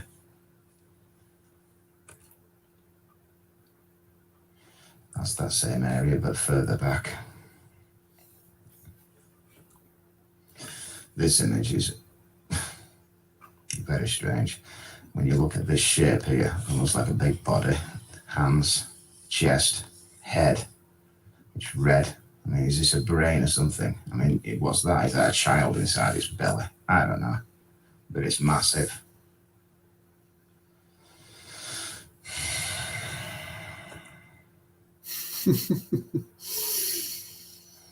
Wow, that was pretty crazy. This second part is difficult to make. You know, you almost sound crazy saying some of this stuff, but again, I'm just saying I can't quite put my finger on what's going on here. I can just point you out all these things, all through these images that are encased in this ash, and they fall away naturally. What they were, what some of them were, I will leave it up to you. But, you know, you can go inspect these images and listen to what I'm saying and make up your own mind, okay?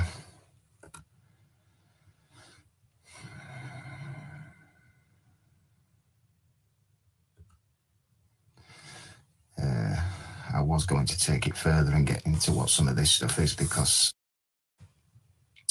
these could have been part of causeways. I don't know, but I ain't getting into it anyway. I'm just going to leave this site alone.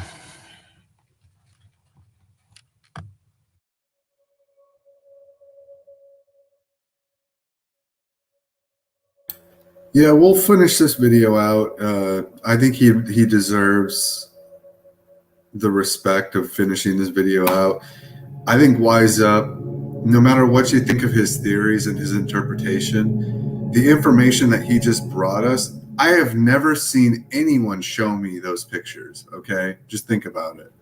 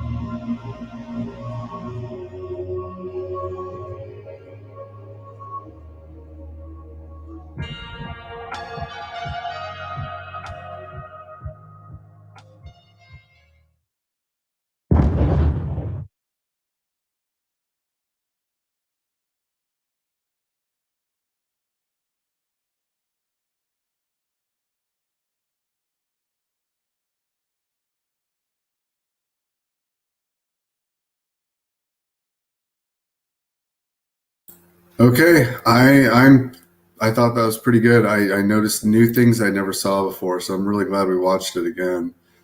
All right, up next we got Conspiracy Are Us. Nephilim looked like clowns too. He's been taking a different angle lately. He's been going in weird directions, but I kind of like it. He's gone in a very spiritual direction recently in his videos. He's focused less on flat earth, Tartaria, and all that stuff, and he's more going into the direction of the spiritual realm. And you know what? I'm good with that because I think we need to talk about it.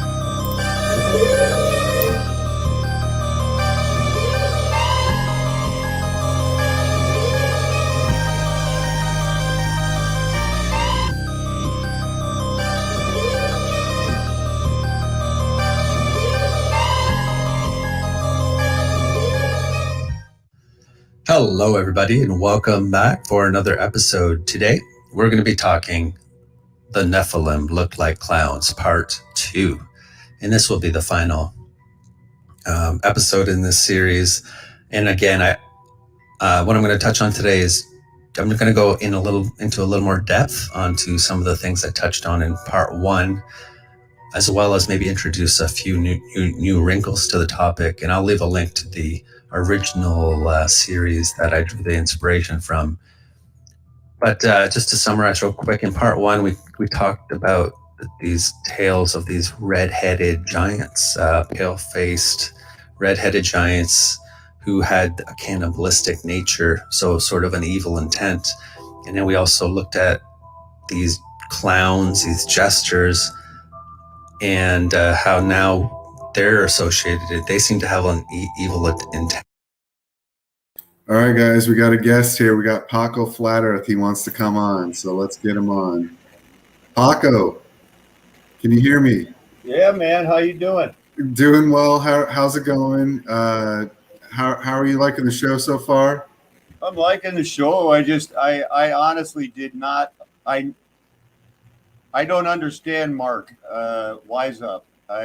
You don't understand him. Yeah, he's hard to understand. I agree with you. Was it wood? Was it people that were melted and turned to ash, or did the ash turn them to wood before it got joined and planed? I want more clarity. I want more clarity as well. I'm with you on that. I want to say this about Wise Up. He has brought information to the table that nobody else has brought. He's brought ideas to the table that, in my opinion, he brings a perspective that has some validity to it, and it's different than anybody else. And I don't know what it is about the things that he teaches, but I resonate with some of the stuff that he teaches. Not all of it, but a lot of it. And it's just, there's something about, I think the guy's some kind of hidden genius or something. But he's all over the map too. I agree with you on that. He really needs to kind of come to, I think the best thing Wise Up could do is just read the Bible in full, okay? Like totally read the Bible and then come back and make another video or something, because he needs to just get with the program as far as the Bible goes. And then I think, yeah, I agree with that 100%. and then he could be like a superstar. I mean, he's already a superstar, but because I'm telling you, the guy's got intellect. He really does. It's just that it isn't always being used in the right way, you know. You just left me with more questions because I've seen most of those pictures. I have seen, you know, the ones. There's a lot of ones where they're half carved out of the mountain still. That you know, a quick Google search or anything that you want to use of partially excavated statues on Easter Island, and you'll find them. Well, to me, it was, you know, I've seen the Olmec heads, and I've seen the look at the pupil of the eye; it could be missing. Well, right. That argues against the ones on Easter Island to me. Oh, really? How so? Well, because there's the difference in the quality of them and the difference in the human nature of them. Of what, you know, we're probably not looking exactly like Nephilim, but we're not Easter Island caricatures either. Right. And no, you know, I agree. No. I like where you're going. I like where you're going with this. They don't have legs. They're not carved like legs. They're, you know, somewhere somebody had to make statues, and right. Yes. And they were definitely statue makers, weren't they? Because they were making those images. Do you think that those were false gods they were making images of right there on Easter Island? I think that somebody accorded them power. Or what were they making those images for? What were those? Were those idols, you think? Probably. You know, they put a lot of stock in idols back in the day, and God hated right. And the Bible speaks repeatedly of idols. Repeatedly. I kept thinking of what did the you know, when Caleb kept pulling down the god Dagon, that idol, you know, and he goes like, hey, if it's a real god, why can't he stand himself back up? Some of the other ones on Easter Island, how come like 1 out of 8 of them have one of these great big hats on? And does the hat turn into a human from the glittering sword too? Or, I mean, from a, you know, the hat wouldn't be. Well, I think what Wise Up's point is that he was saying that most of them were like images, like idols, like you said, and that very few of them were actual flood fossils that were, you know, let's say Nephilim turned into those rocks. I mean, you know, the only thing what he was noticing was a difference in the configuration of the statue. You know what I mean? And he was right. It looked more biological in the ones he was showing than the statues that looked like idols that were carved or whatever, constructed. Some of them, yeah, the last thing I want to do anymore, you know, or anything, because, you know, I honestly think, you know, we got a couple of months here to get real serious about how we're going to deal with the Lord. And, you know, Matthew 7:22, Luke 14, you know, when it says many people that did great things in Jesus's name, cast out demons, prophesied, built great buildings, are many. And I looked up that word, and it means multitudes. Whenever it talks about, and there are multitudes, it means multitudes are going to be thinking that they're saved. Yeah. That's where I want to go, because I really think. Okay. Well, let's talk about that. Let's just talk about that. That's like a total side topic, but we can still talk about it because it's something that has been on my mind as well recently. So let's go ahead and talk about it.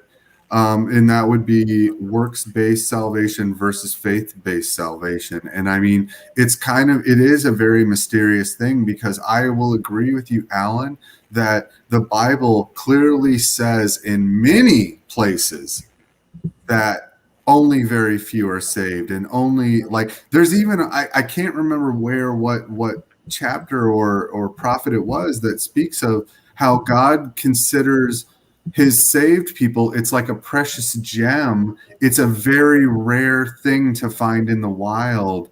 is, you know, like if you go out and you search for gemstones, it's very, very rare for you to actually find the really good score of gemstones. And that's how he looks at his children, his people that he saves. It basically says he considers, you know, he only wants those precious gemstones to be saved. Basically, that's, and there is, I'm telling you, this is biblical right now, guys. I don't know the exact chapter and verse right now, but I'm telling you right now, I know it's in there because I read it before, and there is verses that says that, and it's very confusing because then you also have this doctrine of, you know, grace through faith only, and that you can continue to be a sinner and still get saved, and it's very confusing. Well, there's a sin that leads not unto death, but there are also, you know, there's also, you know, none of us would make it unless he makes us stand. None of us are going to make it unless we made it when he wrote the end from the beginning.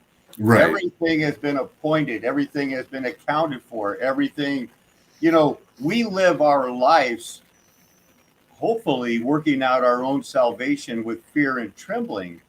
But God knows his own. He, you know, he adopted us. He's written his word That's on the our truth. heart that, you know, sometimes, you know,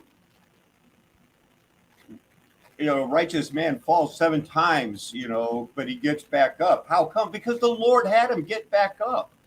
You're going to reap what you sow. David, I'm sure that if the apple of God's eye, King David, could have looked forward at many times in his life, he'd be like us. You know, how could he have ever done that? I'd never do that. But we never met Bathsheba at that point in his life.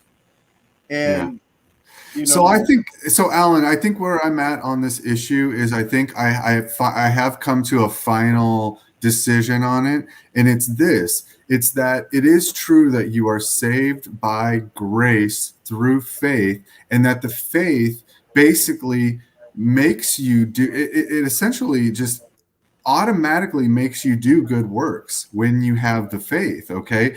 And that the people that claim to have the faith that don't do the good works, essentially what it means is that they didn't actually have the faith to begin with. And I think so they're not going to be saved. Paul uses those exact words. Well, that's the way I'm know? now seeing it after all of this kind of debate, internal debate in my own head on the issue. You know what I mean? And it's like you said, it's all been done from the beginning to the end anyways. It's kind of like we were chosen from the beginning anyways. We didn't even almost have a choice in the matter. I don't know what to think of free will. What do you think of free will, Alan? I think it's an absolute, it's something that's made up out of whole cloth. I don't see it in the Bible. I see Ephesians 2:10 as the only way to go. I mean, for we are his workmanship. We are his masterpiece. The King James puts it, we are his workmanship, created in Christ Jesus unto good works, which God hath before ordained that we should walk in them. We're obviously saved by grace. And it says in the Bible over and over and over again, why were you saved?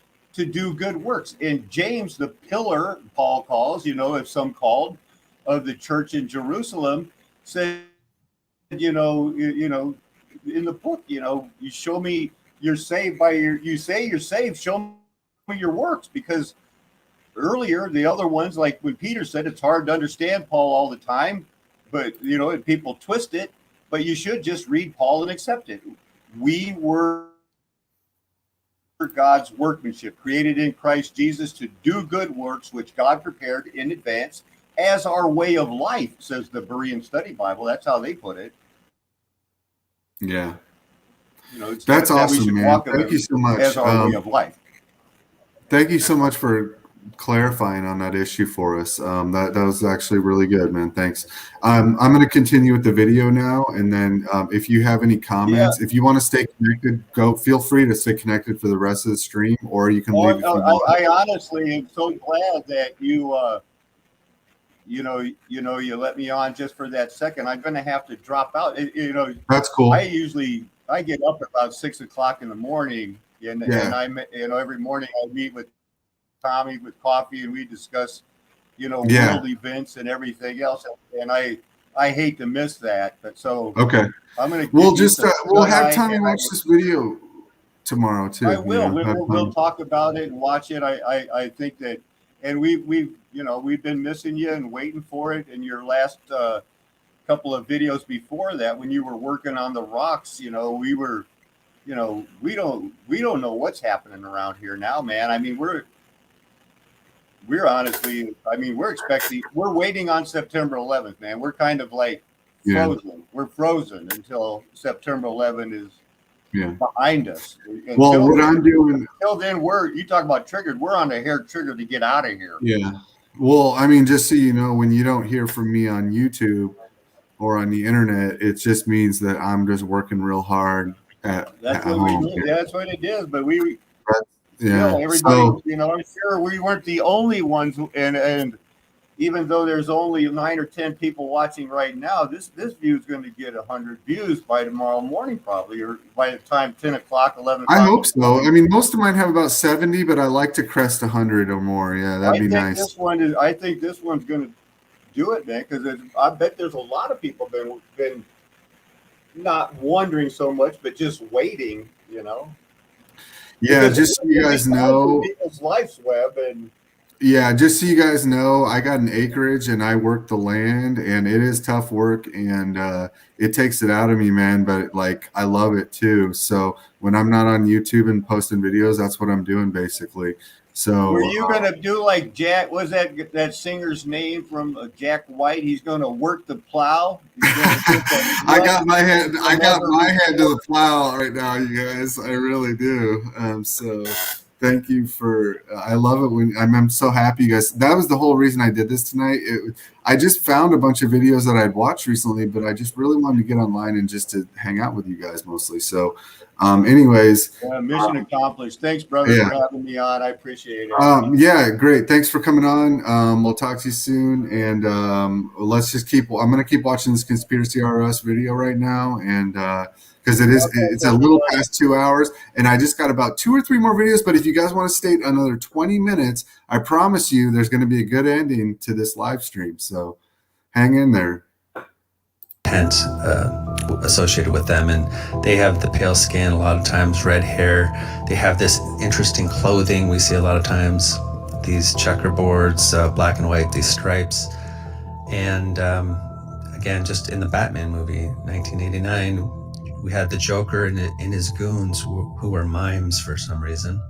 But again, we got the pale face and the interesting clothing with these striped patterns. So they keep putting this stuff in front of us. And I talked about the Pueblo clowns in part 1 and how they kind of dressed up and they look like jokers or jesters that people see when they take DMT. Well, a lot of you alerted me to this. There was a tribe, a native tribe in Tierra del Fuego, which is, I guess it's in southern Chile or Argentina, I guess. But it's at the southern tip of South America. And this particular tribe, called the Selknam tribe, they had this ceremony, this initiation ceremony, and they had these very elaborate, I don't know if costumes is the right word, but they would dress very elaborately with these intricate designs. And one of them looks very much like what the Pueblo clowns would dress up as. And it's the one on the right here. And again, Tierra del Fuego is way at the bottom of South America. But so we're talking thousands of miles away, a different continent and thousands of miles away from the American Southwest, where you had the Pueblo clowns. But they're sort of pretty much they're looking identical. And I think people report seeing entities that look like this in the spirit realm when they take DMT. But again, these tribes are separated by continents, thousands of miles. but they seem to be portraying, I believe, an entity that resides in the spirit world. So I wanted to mention that. And again, Joe Rogan, he talked about his DMT experience. But yeah, people encounter clowns, jesters, jokers, and sometimes even scenes that resemble a circus, as well as these checkerboard patterns, these black and white stripes. And I didn't mention this in the first video, but the Freemasons, there's a couple of offshoots of Freemasonry, and one of them is called the Royal Order of Jesters. And all of the people who belong to this Royal Order of Jesters, they are indeed Freemasons, but specifically they're Shriners. And all Shriners are Masons. So it's interesting, you have this secret society, and they really seem focused on jokers and jesters and clowns. Again, the Shriners themselves, all Shriners are Masons. All jesters are Shriners. So at the end of the day, they're all Masons, but these Shriners, again, they like to dress up like clowns, and they're associated with hospitals and children. So you got two branches of this secret society, and they're seem pretty fixated on what I believe are actually entities in the non-physical realm. But as far as these patterns goes, I want to elaborate a little bit on this, because people see these stripe patterns, these zigzag patterns, these black and white patterns when they take DMT, for instance. And I think this gets put in front of us in the media, and some directors and producers, sometimes I believe they put it in their TV shows and movies, such as David Lynch. I believe he does this, and you can see, for instance, in Twin Peaks, the TV series directed by Dave Lynch, there was this red room, this extra dimensional space that they would show from time to time, and people walked backwards and did all kinds of talk backwards in this particular extra dimensional space. But the floor was this particular pattern, and David Lynch. Oh, I'm sorry. Joel wants to hook up, so let me get Joel on. Yo. Alan, if you want to come back on too, you guys are both welcome. Here, let me get you guys on the screen. Let me see. Hey, what? What's up, guys? Yo.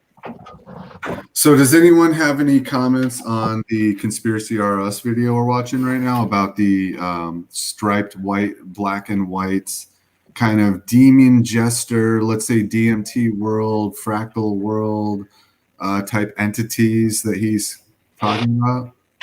Have you experienced them before? Have you guys gone into the ego death of psychedelics before?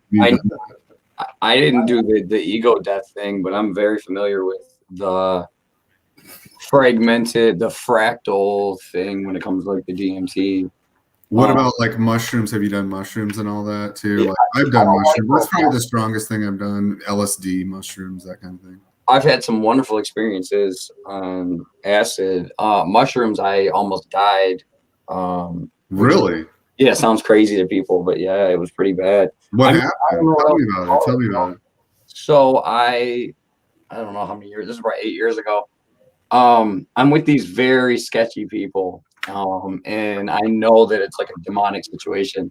Well, I end up still trying to hang out and party and stuff, and so I get these shrooms off of a sketchy dude, and so I eat them, and maybe they weren't even real shrooms, but these other people I was with ate them too. Okay. I started to fall asleep and quit breathing. I don't know. Whoa, what? That's the opposite of real shrooms. That is the exact opposite. You cannot sleep when you are on shrooms. Right. They were waking me up. Yeah. You can't even if you try, you can't sleep when you're on shrooms. It's weird, man, because I've seen it, like I know what they, you know what I mean, like what they look like, what they are. Yeah, that's crazy, man. Wow. I wonder if there was some demonic type thing you got given or something. You know what I mean? It's possible, dude. I knew it was really, and then it was a Christian brother who came and like rescued me from that house. Like I ended up calling him, like, dude, Because I think we called the hospital, and like I almost went. Like it was bad. Like I was struggling to like stay alive. It was like weird. I was falling asleep against my will and not breathing. Like waking up going like that sounds like opioids, man. That sounds like fentanyl or something, you know what I mean? it was weird, man. Yeah. Yeah. Thank goodness you got out of that. Wow. Hopefully that wasn't your only mushroom experience. Yeah. It was actually. Like I said, the DMT, the LSD. I've never tried salvia. I never tried cocaine. I never tried heroin. I never tried meth. I never tried any of that hard stuff. DMT. I never tried DMT either. The hardest I went was LSD, mushrooms. I had many very intense hallucinations off of both of those, and that was enough for me to know that, in my opinion, I didn't need to go there anymore. I felt like I was going into a lower realm when that's just how I feel about the situation. I think you're accessing realms that weren't necessarily meant for humans to be. I don't think it's a godly place to be. That's just my opinion. I agree. I believe that it's like we're taking control of our spirit, because I believe it's a key straight into the spirit realm. But on the other hand, I do cannabis every day. I have since I was 13 years old. You know, I'm now in my early 40s, and I recommend actually that you use cannabis. So it's weird, I know, because it also, you know, it's just strange how it all works, but that's just how I feel. I've probably done LSD 1,000 times. I used to buy it 100 hits at a time and just start with 7 drops in my eye. But those days are over. You know, I still take it when I get it. You know, I'll take. But I've never had a bad trip. Really? Okay. I personally believe, you know, that unless you're called to be, you know, a pastor, a spiritual leader, a Bogomil type Christian, your business is not taking LSD. Your business is, and even maybe not even smoking as much marijuana as some people do. I understand that people just like to smoke. I like to smoke, but honestly, I tried smoking hemp recently and I like it, Mm-hmm. you know, because it's, you know, you don't get as high. It's like sativa, because a lot of times smoke is just a conscious reminder of me that the nicotine and those things that, you know, tobacco was one of the sacred herbs, and it takes you and it everything in you. It is like that incense of prayer to God, because it hides nothing. Mm-hmm. And so, but there is something to the act everybody. There is something to the act of smoking. I will agree with that. And you know what? I will say too that I always refer back to the Bible when I have any question. I refer back to the Bible. And I will say, I do not think that the Bible condones smoking. I don't think that the Bible says that smoking is a sin, I guess is what I want to say. I don't think it does say that. I think that it potentially condones smoking. I think that if you smoke like a regular Marlboro cigarette and you know what they put in it. Well, okay. Good point. Yes, that's a good point. But also, how about this? I've also come to the realization recently that there were certain prophets that were saying that they didn't anoint themselves while they were fasting. And I think that when they speak of anointing with the oil, they're speaking of cannabis oil. And they are essentially saying, I didn't get high during my fast. That's possible too. Because it does take, you know, people should take breaks and things like that. Right. Right. And I believe that when I'm rereading the scriptures now, I'm seeing that in the Bible now. Look, and I know believe that King David complained one time that cannabis oil. Oh, I'm sorry. Go ahead. I know that King David said one time, you know, in one of the, you're not sending me any sweet cane anymore, you know, and that is canna. Right. And it looks we like, know that too. And the Bible never speaks of it in a terms of it's bad. It never really says that. It kind of just says, you know, David liked it and it was okay. Right, and it's one of those things, man. But if you have a job to do that day, it's Right. obviously not time to stay home and play Xbox with your. I totally agree. Yes, and I totally agree with that too. It is not meant for getting work done. Now, if you're talking about being an artist and in the creative works, it might help. But when we're talking about engineering, when we're talking about math, when we're talking about doing things, interacting with people in public that are not stoned, it is not good to be stoned, period.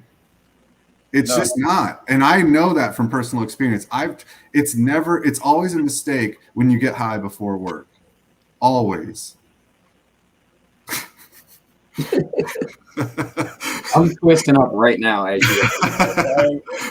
No, look, guys, I got some indica in my I'm getting it ready right now, but that's because it's a Saturday night and I've already done work 6 days this week. You know what I mean? Right. Basically is what I'm trying to say. And I also have this other thing to say about this particular topic, and then we'll move on. Is if you're doing a mundane task, I think it's okay to get high before a mundane task, such as mowing the lawn, something that might take an hour or two, something that is very boring where now you might be able to just sit there and meditate on the Lord and think about your life. And that's great too. And I think you should do that. And I'm not saying that you should smoke pot, but I'm saying that if you want to smoke pot before a mundane task, I think that's perfectly acceptable. I agree. I think that everybody should do what they has their own limitations. Now, you had me. I was going to go to bed and watch the rest of this earlier, but this stuff about these clowns and all of these things that, the next topic that he's bringing out, and it's a part 2. I'll have to go back and look at his first part. Well, let's go ahead and go to it right now. Let's not waste any more time. Did you think that one guy looked like he had a hammerhead shark thing on his head? I mean, what's with that? Yeah, we should probably watch it a third time practically, but yeah, let's go ahead and watch it right now. Let's keep going.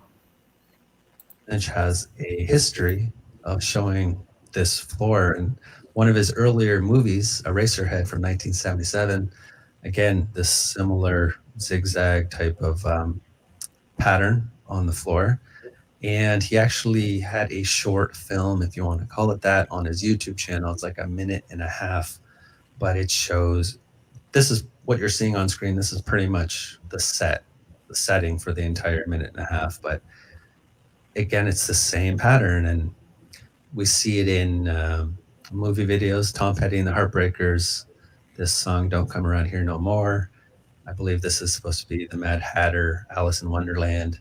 And you can see, again, these same checkerboard patterns, these zigzag patterns.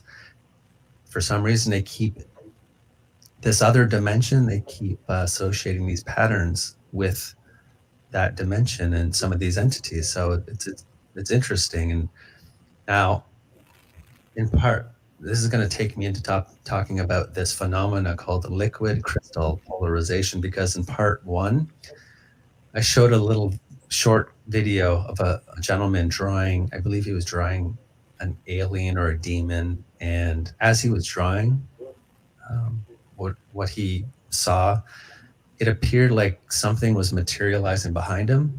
And it was very much in line with his black and white checkered or striped patterns. And I didn't realize this is, there's a lot of examples of this phenomena. And I guess it's termed liquid crystal polarization. And I'll leave a link to one of the videos showing it with regards to Bob Marley, but I'm going to show you a few examples. And I just took some snapshots, and this is from a interview Bob Marley was giving, where initially everything's fine, but as he starts talking during the interview, these weird zigzag patterns start forming specifically around him. And I just was unaware of this phenomenon, but I think in light of what we're talking about, pretty interesting. And somebody mentioned Robert Pattinson, the Twilight movies. I guess he was doing some promotional work, and during the interview he's talking, and then you get this just weird phenomena. And again, it's localized to him, And I mean, just again, I can't speak to the validity of all this, but in light of what we're talking about, it's an interesting phenomena.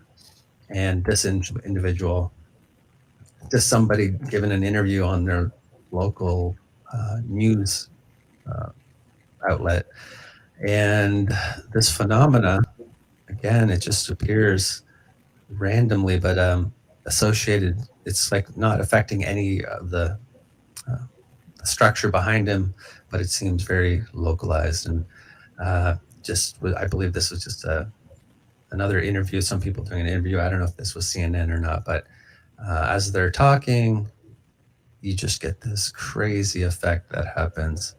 And even if you look at her shoulder here,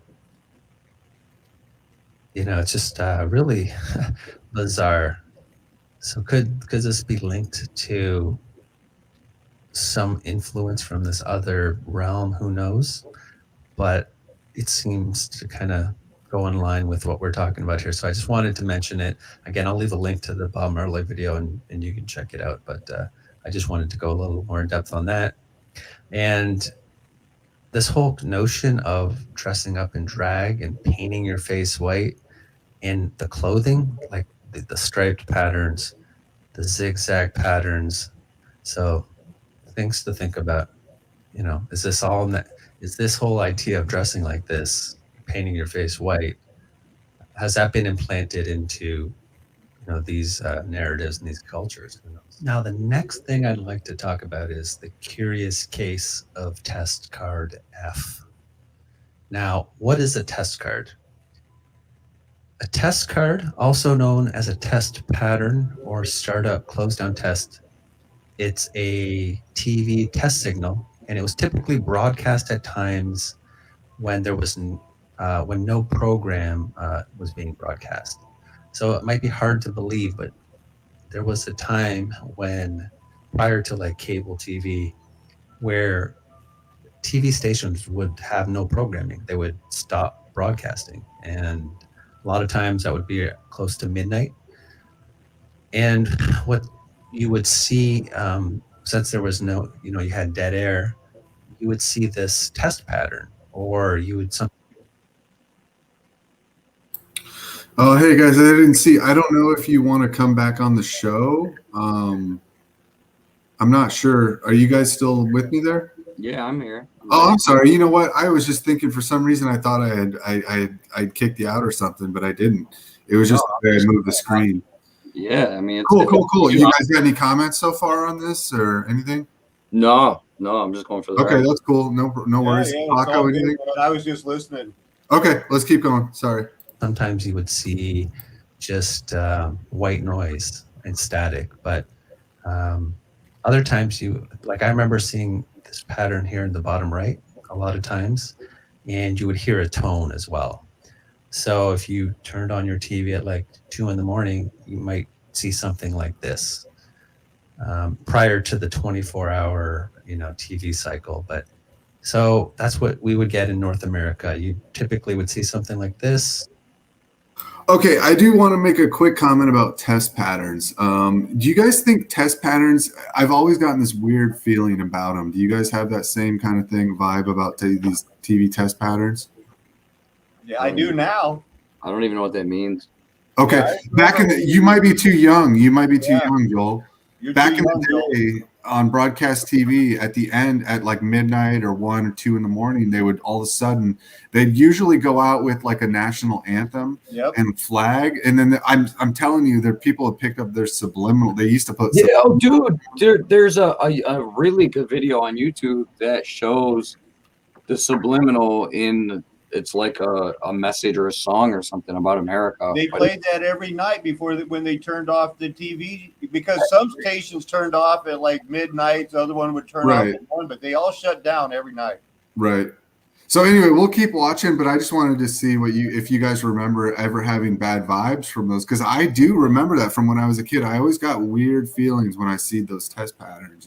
I was always sad there was no more TV on. I was yeah, probably, yeah, no doubt. And there might be some other variations, but that's sort of what I remember. But apparently in Europe, and specifically in the UK, there was a different test card or test pattern, and it was referred to as test card F. And it really falls in line with what we're talking about. And just my interest when I heard and started coming across articles like this talking about the test card when a girl and a clown ruled the airwaves. It's one of BBC's most iconic images, but who created it and why? So it was, I believe she was around 9, Carol Hersey, I believe her name is. And so they would show this card, and I'm going to show it here. So what people would see instead of, the white noise or this pattern in the bottom right, instead of that, I guess, and I was unaware of this until recently doing this research, people in the UK and some other countries in Europe, they would see this on their screens. And now apparently there's a reason for this, for everything on this particular test card. There, on one level, there's a reason given for all of it. But where things sort of, for me, just go off the rails is this, for some reason, they got a girl in her clown playing tic-tac-toe. And I guess people sometimes call this noughts and crosses. But I couldn't believe it. And not only did people see this, but this particular test card, this was on the air for well over 30 years. That particular test card, it wasn't just showing like between midnight and early morning, but it would, in the UK, they would show it through at routine points throughout the day to fill in their programming gaps. So you might see it in the daytime as well, and at various points throughout the day. So just really interesting. But I mean, here's just this little girl, she was interviewed later in life, and she's been interviewed and talked about the story on how she got to be, pictured, photographed, and put on that test card. But like, this test card was on the air for 4 decades. I believe it was like 30 something. It wasn't 33, but over 30 years, people would see this test card. And I think they estimated, if you calculated all the time that particular test card was on screen for, it would like add up to like 8 years if you condensed it continuously. So I'm thinking they're quite literally programming us. So people, I guess, when they would see this test card, there would be music playing behind it. And, even the idea of playing tic-tac-toe, this exo symbolism, just so happens like Aleister Crowley, when he would sign his communications, he would put the Baphomet symbol and he would put this XO, OTO, Order Templar Orientis, or however you say that, but he would put that XO in there. And I've heard people giving different explanations as to what this XO means, but if Aleister Crowley's using it, it's probably not a good thing. So just everything about this is just, man, I have no doubt that there was more to this test card, and it was on the air. They were showing it for so long because they seem intent on creating a connection between clowns and children. That just seems to be what they're trying to do for whatever reason. And that XO symbolism, we see it with X-Men, and also like Russell Brand, who's just part of the system.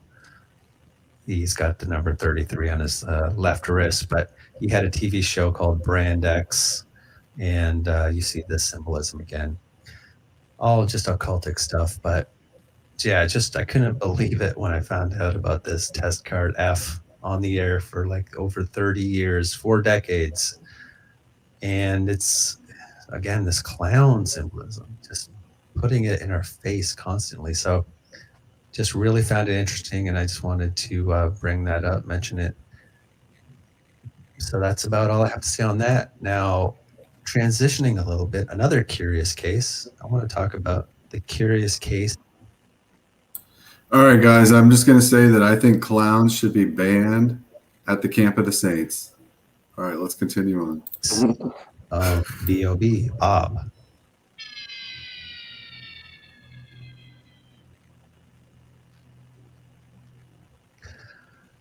This all started for me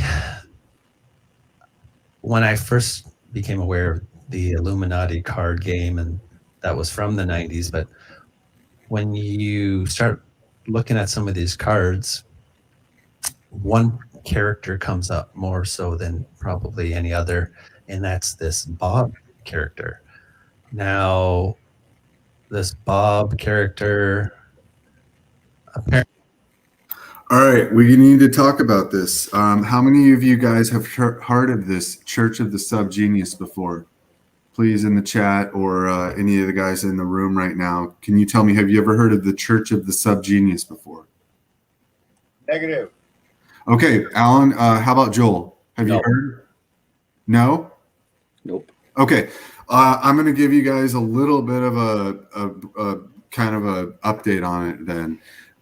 Because I have known about this cult since the late 90s to early 2000s. So it's been probably almost 20 years since I've known about this cult.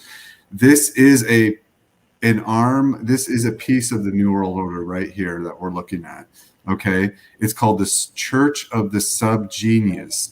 Now, what he's going to show you is that the Church of the Subgenius has this figure called J.R.R. Dobbs Bob.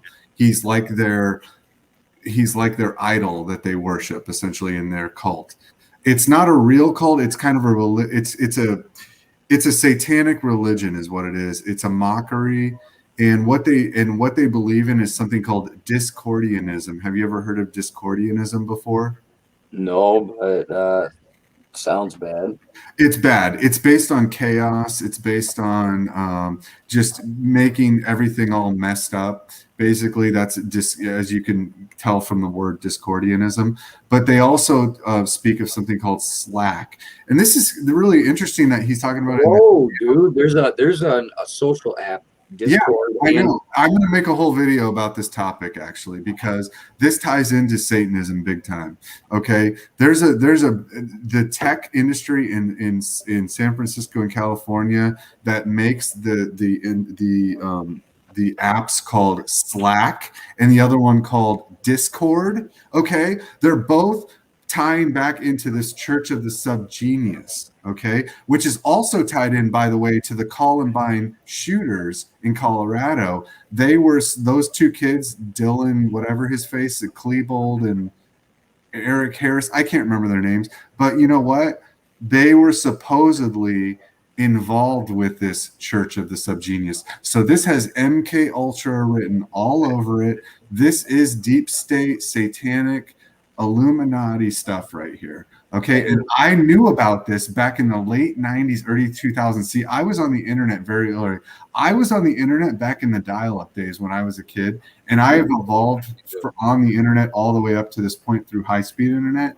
And the thing is I knew about this, and I used to go to their websites, and they used to make all sorts of crazy, weird artwork is what it is you'd go to their websites and you'd click through these links, and they were like fractals of this J.R.R. Dobbs guy. Anyway, let's keep watching the video, but I just wanted to explain that to you about this Church of the Subgenius. I'm going to make a whole video about this topic. Apparently in this game, there's this Church of the Subgenius. It's a parody religion, but it teaches a complex philosophy, and it focuses on this person, J.R. Dobbs, but he goes by Bob. And he's revered as a prophet by the church. So this character, Bob, just happens to be on a lot of these cards. And I didn't think anything of it, but I just filed it away. And then I remember when the whole flat earth discussion came about, whenever that was, 2015, 16. I remember, people started coming out talking about it, and specifically this rapper by the name of B.O.B. Bob. And what really got my attention with that is the first official response to any claims of flat Earth.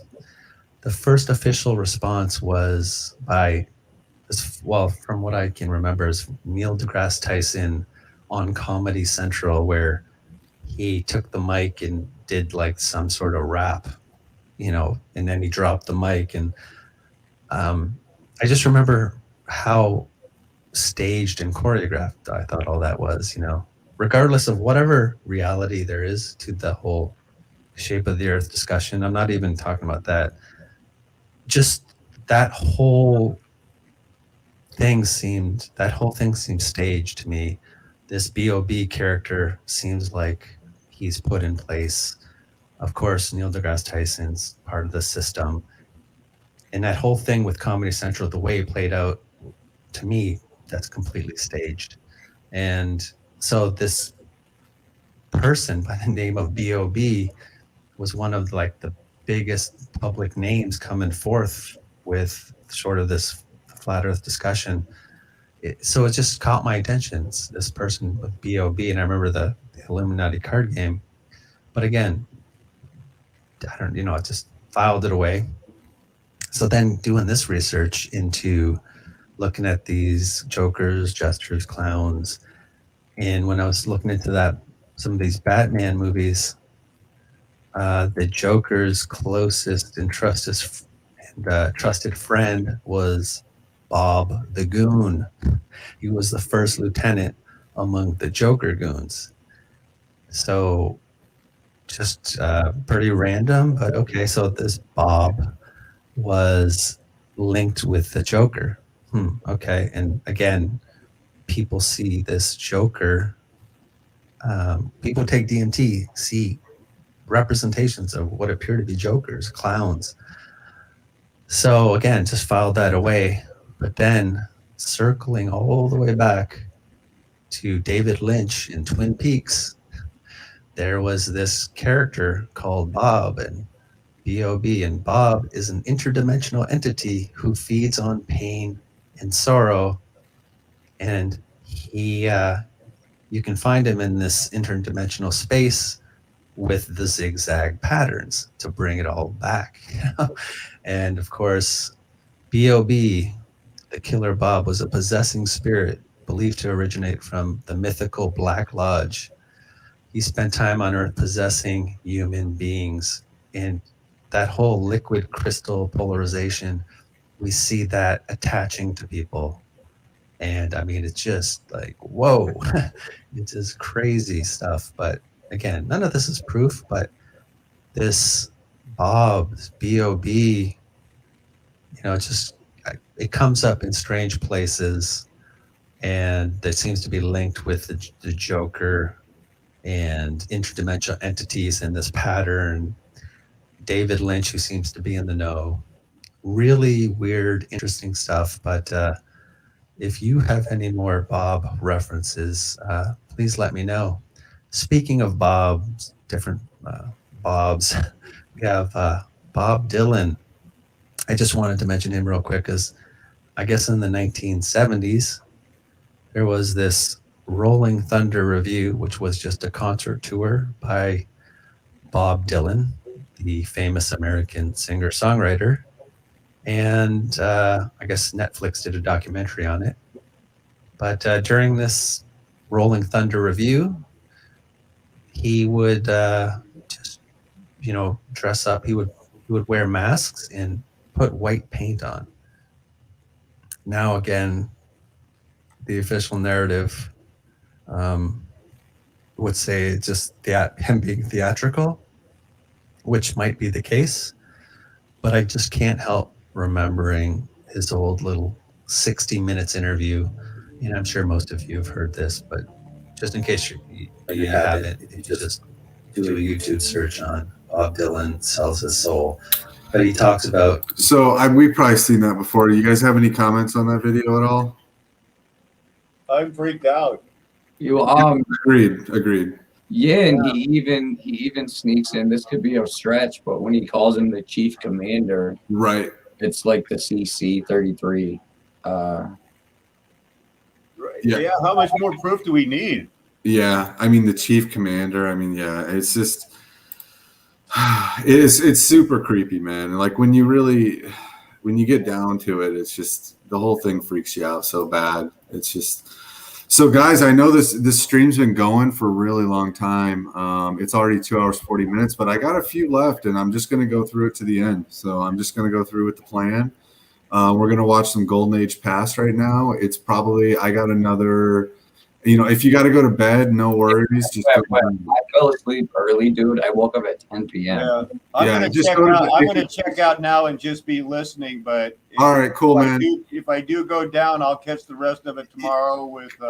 Catch the rest of it tomorrow because I would say I got 5 tabs open. I'm gonna finish them, and it's gonna be about an hour. Alan, you gotta walk after tomorrow in the morning. What was that? The big finish. I tried to make it, man, but No, don't worry, Alan. I thought it was gonna be 2 hours. It's more like a 3.5 hour show. It looks like. Hey, Webb, it's glad to have you back. I was excited to see you. That's why I stayed up until midnight to join you. God bless the show and take it easy, with Joel, Nicole, and shucks for everybody that's still here with us. Dwayne, you take care too now, man. Everybody. Sounds good, man. Talk to you later, man. Just watch the end of it later. Yeah, sounds good. All right, Joel, let's go. Let's if you got a comment, just let me know. We can stop at any time. Okay. Yeah. All right.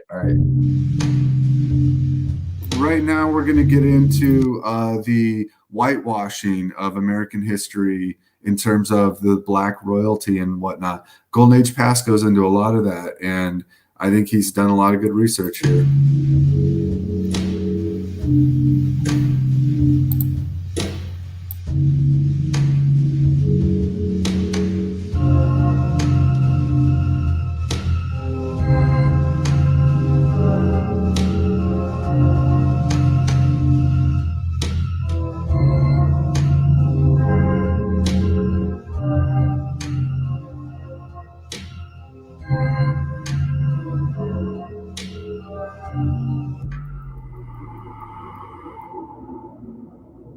And it starts with a man named Saint Maurice.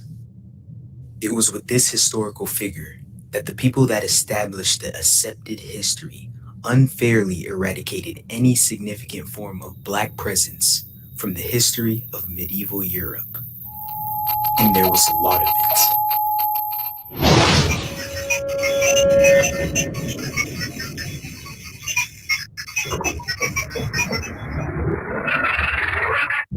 But who exactly is Saint Maurice? And why is he so significant unveiling historic lies? According to the legend, Saint Maurice was a Christian soldier during the pagan Roman Empire. He was the leader of a Christian legion called the Theban Legion. It was a tough time for these people because the Roman leaders would try and force them to sacrifice to their false gods and to kill fellow Christians. Long story made short, Saint Maurice took a leap of faith, denounced the pagan leaders, and offered himself up unto death. He then was brutally martyred for his faith in Christ. The Christians during that time then venerated him for his brave acts.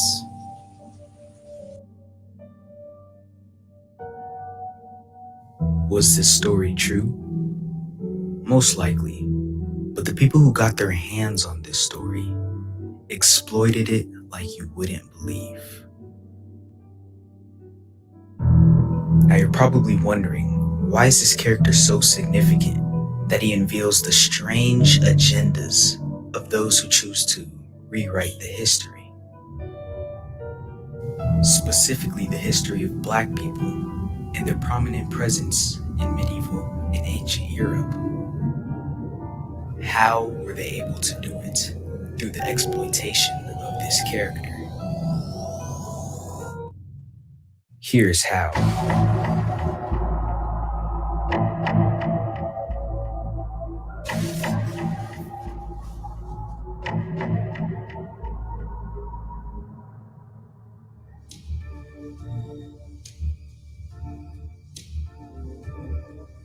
The way they use this character, Saint Maurice, to eradicate the rich history of blacks in ancient Europe is beyond evil. But this strange agenda is well planned out, to say the least. As we ease into the how, you must first be aware that in almost every ancient cathedral, church, or monastery, there's at least one statue, sculpture, or bust of a black man in noble attire. This already causes some question because the consensus among many historians is that if you were black in Europe, specifically in the medieval time, you were likely a servant or had no role in society. The historians will also automatically label them as African instead of an original European, which presupposes the false notion that blacks were just from Africa, which is a false notion for another time. But then how do they cleverly explain away all the artifacts depicting black nobility? That's with two words: Saint Maurice. It's with this name they purposely falsely identify almost every and any black figure we see in history of ancient Europe. When they can't explain away the countless amounts of artifacts and manuscripts of black nobility in Europe, they slap the name Saint Maurice and turn a blind eye. Perhaps the biggest case of identity crisis the world has seen. The amount of people they falsely identify as Saint Maurice may blow your mind. And after we look into the details, it should disturb you how far they've gone to cover something up like this. Now let's take a look at the amount of black nobility in ancient Europe that they falsely identify as the mythical Saint Maurice. Not only does this evil cover-up destroy the true identity of these black nobles and royalty, but also destroys their entire genealogy, which makes it impossible to trace these people back.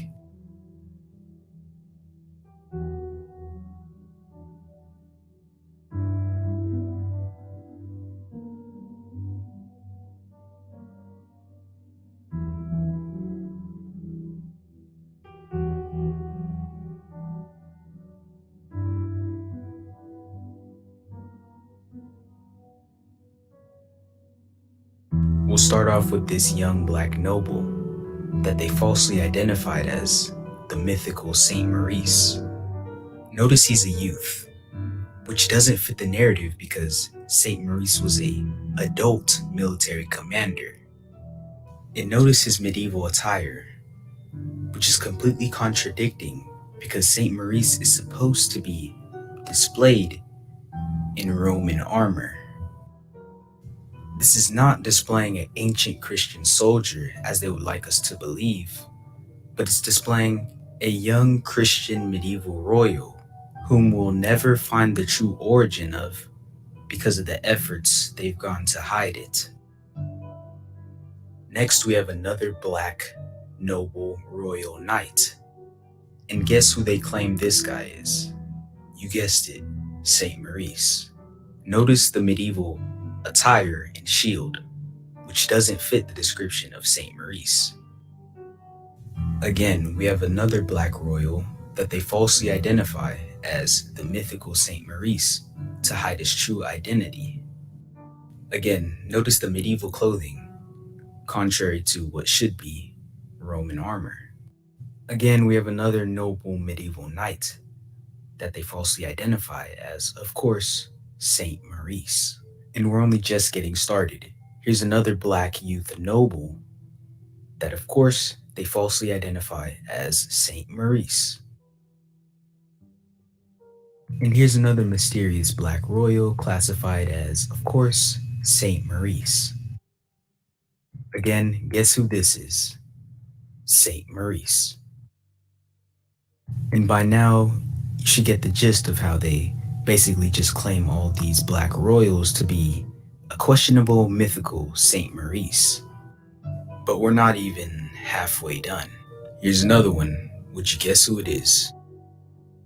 And another one. Of course, it's Saint Maurice. Would you guess who they claim this guy to be? If you guess Saint Maurice, you're correct. One of the more popular statues that you may have even seen before. And yes, apparently he's Saint Maurice too. But hey, this guy's also Saint Maurice. And so is he. It's clear at this point that almost any black noble in the medieval era that didn't have a written history already was just marked as Saint Maurice. Now, there are a few statues that probably represent the historical Saint Maurice rather than a fabricated version of him, like the ones we've seen prior. For example, this one. This actually does depict a Roman soldier in a Roman uniform, better matching the description of the historical Saint Maurice. And also this one with the Roman uniform, also matching the correct description of Saint Maurice. But enough of the statues. Let's look at some of the artwork depicting Saint Maurice. Clearly a medieval setting, therefore this cannot be Saint Maurice. They also claim him to be Saint Maurice, but it just doesn't add up. And here they claim is quote-unquote Saint Maurice holding a Saint George flag. And if you've seen my older Saint George videos, he's also somebody they love to fabricate around with. Again, clearly not an ancient Roman soldier, but apparently it is. And guess who they say this guy was? You guessed it. And to save some more time, here's a collage of black royals that are all, you guessed it, Saint Maurice. I mean, are we really to believe that all of these people are the same person whom they call Saint Maurice? Of course not. But what about their family history, their genealogies, their roles of royalty, all turned into myth with 2 words?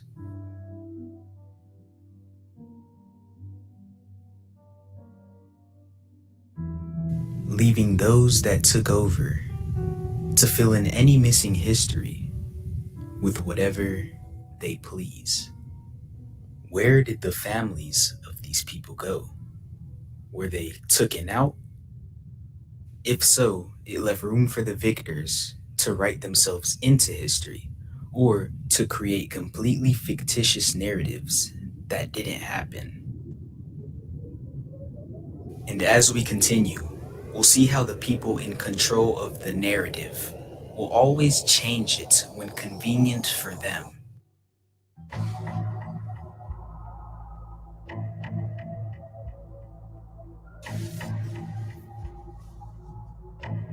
And now we'll look at how they change the historical narrative whenever they find it's convenient for them.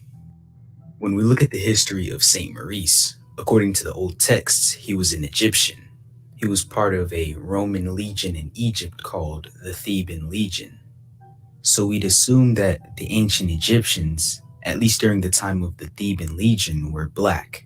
I'm saying this because they're so comfortable marking any black artifact they find as Saint Maurice. So they should at least be able to acknowledge that the Theban Legion and those Egyptians were black.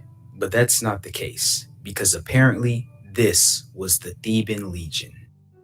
And I know it's part of the rewritten history, but it just doesn't add up. You see how they say whatever's convenient to just get along as if we're not going to question it. Another question is, how did Saint Maurice turn into this? Whose idea, and what's the purpose of alternating the story? And then there's also the famous painting called The Martyrdom of Saint Maurice. Of course, it's a very inaccurate and fictitious painting, especially when compared to all the other sources we looked at. And of course, come to find out, it was made during the Renaissance, which was a notorious time for the rewriting and manipulation of previous histories. Check out this documentary I made for more on that. With all that being said, These videos do take a lot of time, effort, and research to make, so please leave a like and subscribe if you enjoyed. Also, subscribe to my second channel in case this one gets taken down. I am posting daily shorter videos over there. Also, feel free to share this link with a friend, mirror the video, share it with a truther, whatever you feel called to do. And lastly, I know this video is going to make some people feel some type of way for some strange reason. All I'm doing is calling out what I see and how I see it, and you. All right, Joel, what do you think about that Golden Age Past video we just watched? I actually saw that one not that long ago, maybe 2 months ago. When did it come out? June? Yeah, it was. What do you think about the research he's been doing with the whitewashing of history and everything? I think it's great. I think it's possible that those people were saints during the millennial reign. Yeah, totally. I mean, I think there were many kingdoms on earth, and some of them were ruled by black kings, some were ruled by white kings, some of them were ruled by brown kings. You know what I mean? And that's just how it was. There was no racism at that time, I don't think. Right. And Lally. It was more about religionism or like faithism, or I don't know, like, because if you weren't with the Christian kingdom, you were ruled with a rod of iron, right? Right. And then Lally Bella. That's an interesting story. Wait, say that again. Lolly Bella? What was it? Yeah. What's that? Yeah, this dude, Golden Age Past, I think this is his channel. He does a video on Lolly Bella. Oh, okay, that might be next because I got a couple more videos from him coming up right here. So okay. All right, they cool. might be in one of them. I'm not sure. What's Lolly Bella? Tell me real quick. What is it again? Refresh me. It's in like Africa. It's it's this like church temple. Lolly Bella is like a dude that was like a leader of some kind there, but he made claims that 100% resemble Jesus. And it's like this amazing structure that the story is it was built by angels. How have I not seen this video? Because I see all his videos. That's weird. I haven't seen this one. I'm pretty sure it's Golden Age Past. Okay, I'll have to check it out. I'll look for it. All right, well, we're going to watch his, because these are his 3 most recent, I believe, that I have pulled up right now. So we'll just watch them through, but I want to check that out, too. I'm not sure if that's in these videos or not, but Lolly Bella, that rings a bell, but I'm just not recalling it right now. So anyway, cool. Okay. Do you think, though, that, like, during the millennial reign, like, what do you think, where do you think, like, the black nobility would have been? Where do you think the white nobility would have been? Brown nobility? What do you think the world was like back then?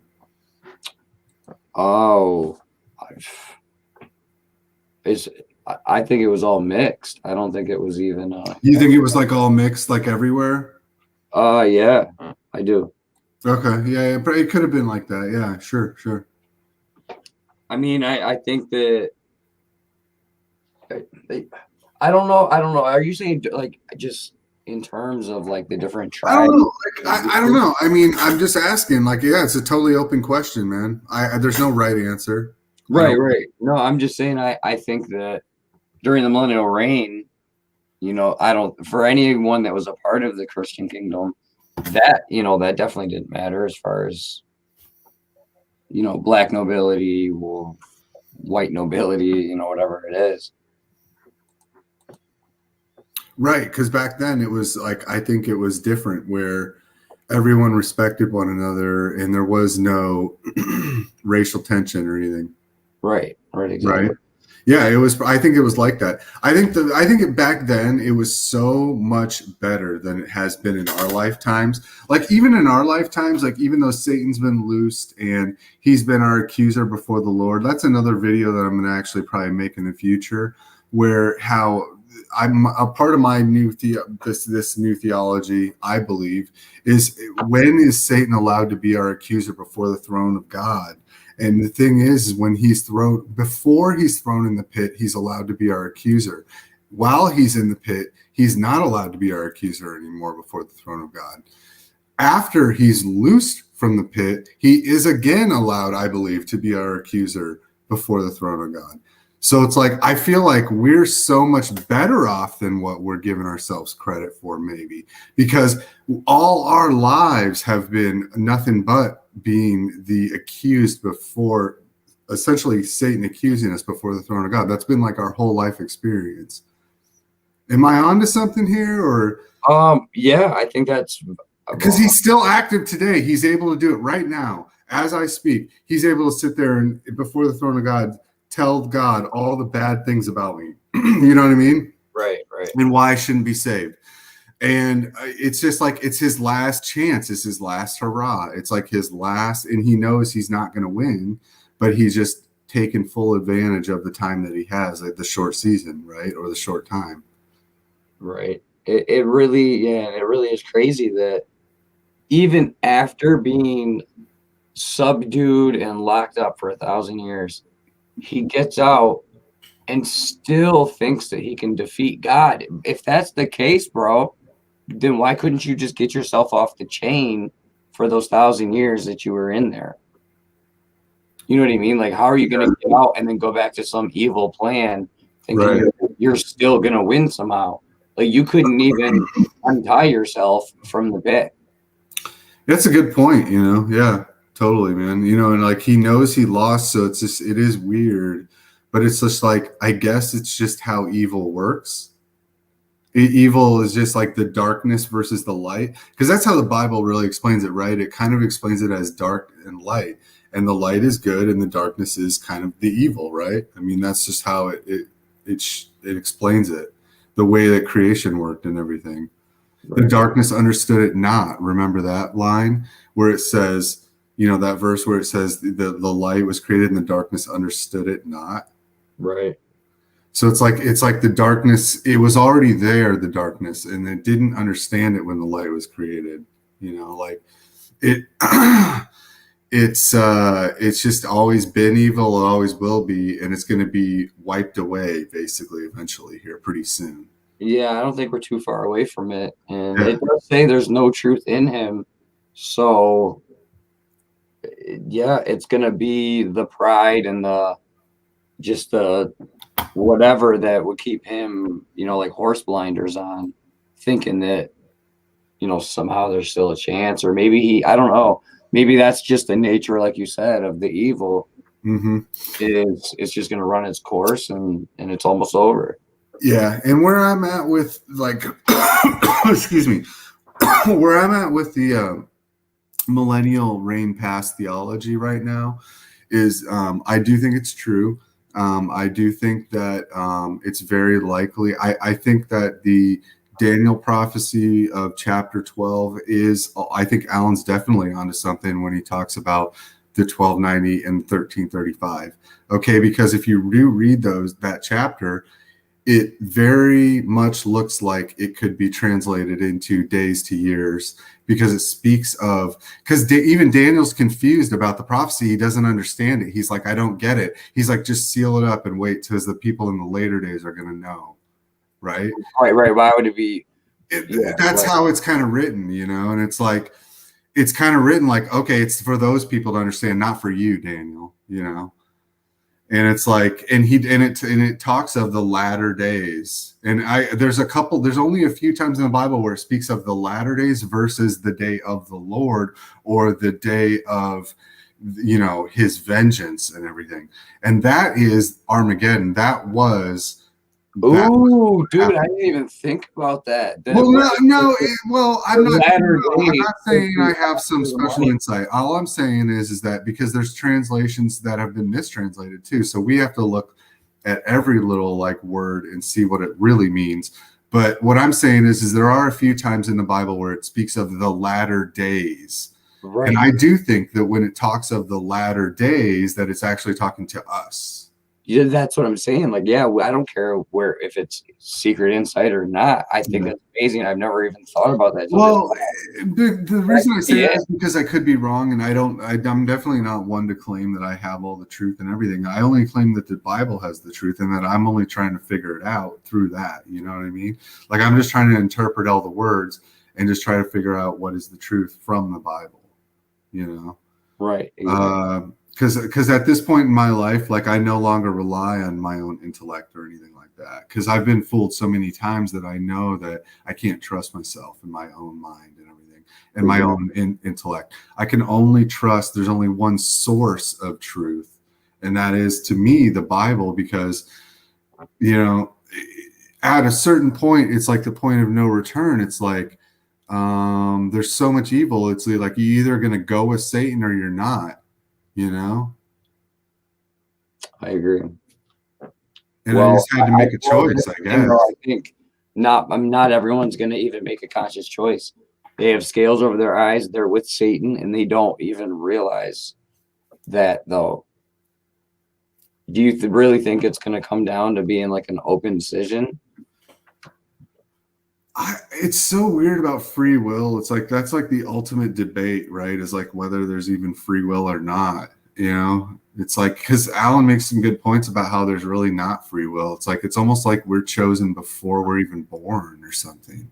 So, but and also the Bible explains to us that we can't understand God's ways. It's like our mind can't really comprehend his mind, and so we just have to trust him. That's it. There's nothing else to it. Right. I agree with that.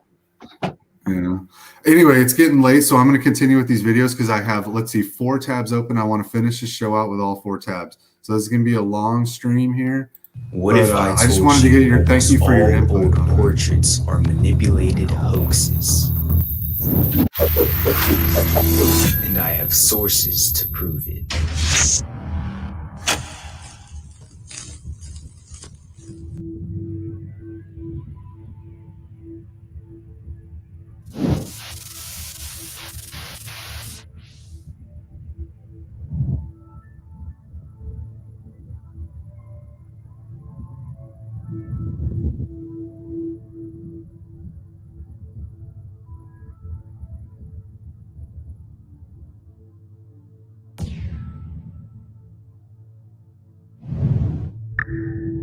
This video is being made for 2 reasons.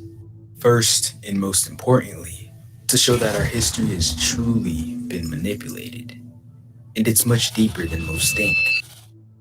And secondly, to prove to those who are still in denial of the topics I presented in the last video. This isn't just a conspiracy that can be simply explained away. I'll provide legit sources and let you conclude on the outcome.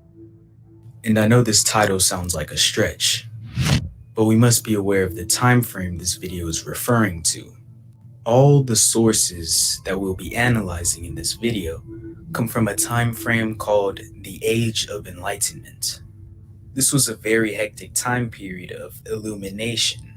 More importantly, it can be strongly argued that during this time, much of the world was controlled by secret societies.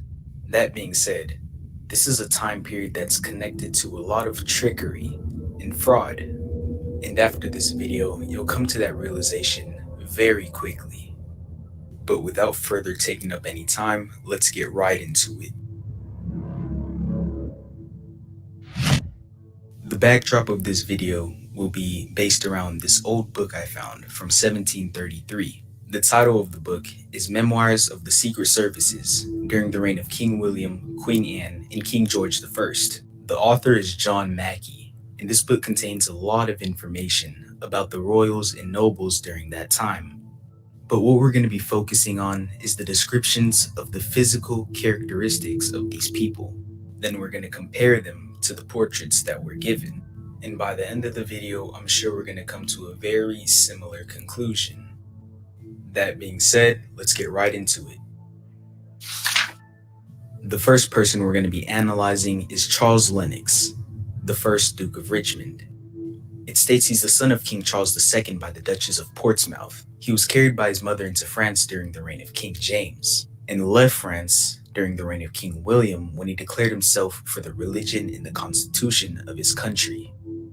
Now, this paragraph is the more important part, because it gives us an actual physical description of Charles Lennox. It states he is a gentleman, good-natured to a fault, very well bred and has many valuable things in him, is an enemy to business, very credulous, well-shaped, black complexion, much like King Charles. All right. I mean, it says he had a black complexion. I mean, it's like so many people, so many historians or whatever. It's like, how is this one guy digging up this research and nobody's ever seen this before? I've never seen this before. Charles, his father, not 30 years old. Now this is where things take a turn. Now that we have the description of him, let's take a look at the portraits that they made of him. This was drawn by a man in the 17th century named Godfrey Kneller. I mean, there's his hands right there with that Masonic nonsense. Yeah, and he I don't goes even over need this to say hand much sign more. real good in this But video. this is clear evidence of the lengths they go to cover up the truth. And on top of that, look at the hand of whoever this fake person is. Oh, okay, there we go. This hand sign is a common hand sign amongst these artists to signal to those who are also part of the agenda. The exact meaning of this hand sign is still debated to this day. Some say it has to do with these guys or these guys. Some say it has to do with an ancient form of Star of fertility Rem worship, fam. and it goes on and on. But what we do know is that it has to do with a form of secrecy, and only those that were part of this brotherhood of secrecy, including but not limited to many of these painters, would be able to comprehend these symbols and fulfill their agendas. But that's not all. It also says black complexion, much like King Charles, which was his father. Let's take a look at how they give us King Charles. This is from 1635 by a man named Van Dyke, and allegedly, it's King Charles I. Now, clearly we know this is a fake portrait, or it's somebody that took his identity. And the picture has a bit of a Trinity style going on, and you know they like their Trinities, but here's also another portrait of so-called King Charles. This one's from 1610 by a man named Robert Peake. And in this one, he looks a bit more feminine. I'm not sure what the case with that is, but you know. And he definitely doesn't fit the depiction of black complexion. But it actually seems the artist is drawing an albino, coincidentally just like all of his other art. But that's not strange at all, is it? And that's only from one page. Let's continue. The next person we're going to analyze is John Lord Somers. In short, he was a royal of a credible family of the city of Worcester. It describes him as easy and free in conversation, something of a libertine, of middle stature, brown complexion, and near 50 years old. Now that we have the description of him, let's compare it to the portrait. Once again, we caught them with another fraudulent manipulation of the truth.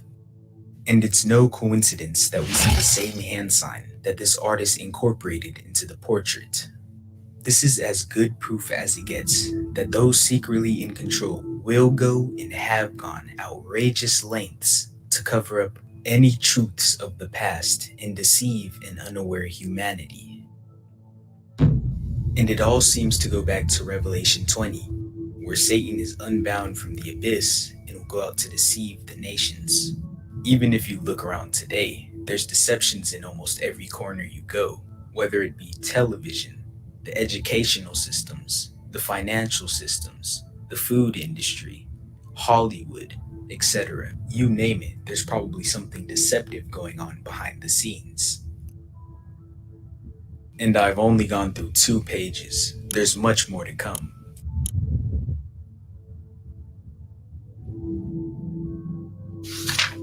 On this page, we'll be knocking out 2 birds. I just want to say, man, Golden Age First, Past we is have making Charles some Buchler, great content. Duke Like, this of is St. amazing. Albans. It states he's a gentleman, well-bred, does not love business, is well affected to the constitution of his country. He is of black complexion, not so tall, but very like King Charles, and he turned 30 years old. Next, we have Charles Fitzroy, Duke of Grafton. It states he is a very pretty gentleman, has been abroad in the world, zealous for the constitution of his country. A tall, black man, about 25 years old. Now that we have their descriptions, let's look at their portraits. First, we'll look at Charles, Duke of Albans. As you can see, another clear absolute proof of a fake. It does not match the description of black complexion at all. And once again, pay close attention to the hand. Again, it's not a coincidence that we see so many paintings of these portraits, purposely wrongly presented, and many having the same cryptic hand sign. Now let's look at the other Charles, Charles Fitzroy, Duke of Grafton. And again, the portrait is supposed to be displaying a tall black man, and that is clearly not the case. And again, it's no coincidence that we find this occultic hand sign on the portrait. And after analyzing both Charles Fitzroy and Charles Duke of St. Albans, they both deserve the stamp of disapproval. I agree, man. Stamp them. And trust me, there are many more pages, fakes, portraits, hoaxes, and books that we can continue to dissect. And when I say many, I truly mean many. But I already know that the content analyzed in this video so far already makes an extremely strong case for this video's argument. So I'll leave the other pages for possible future videos. And we can't forget one of the biggest ways that they're able to pull off these massive deceptions is by simply relying on our laziness and ignorance. They're not expecting us to question their narrative, and definitely aren't expecting us to go looking through old books and documents that contradict their agendas. And we've seen these types of things happen before.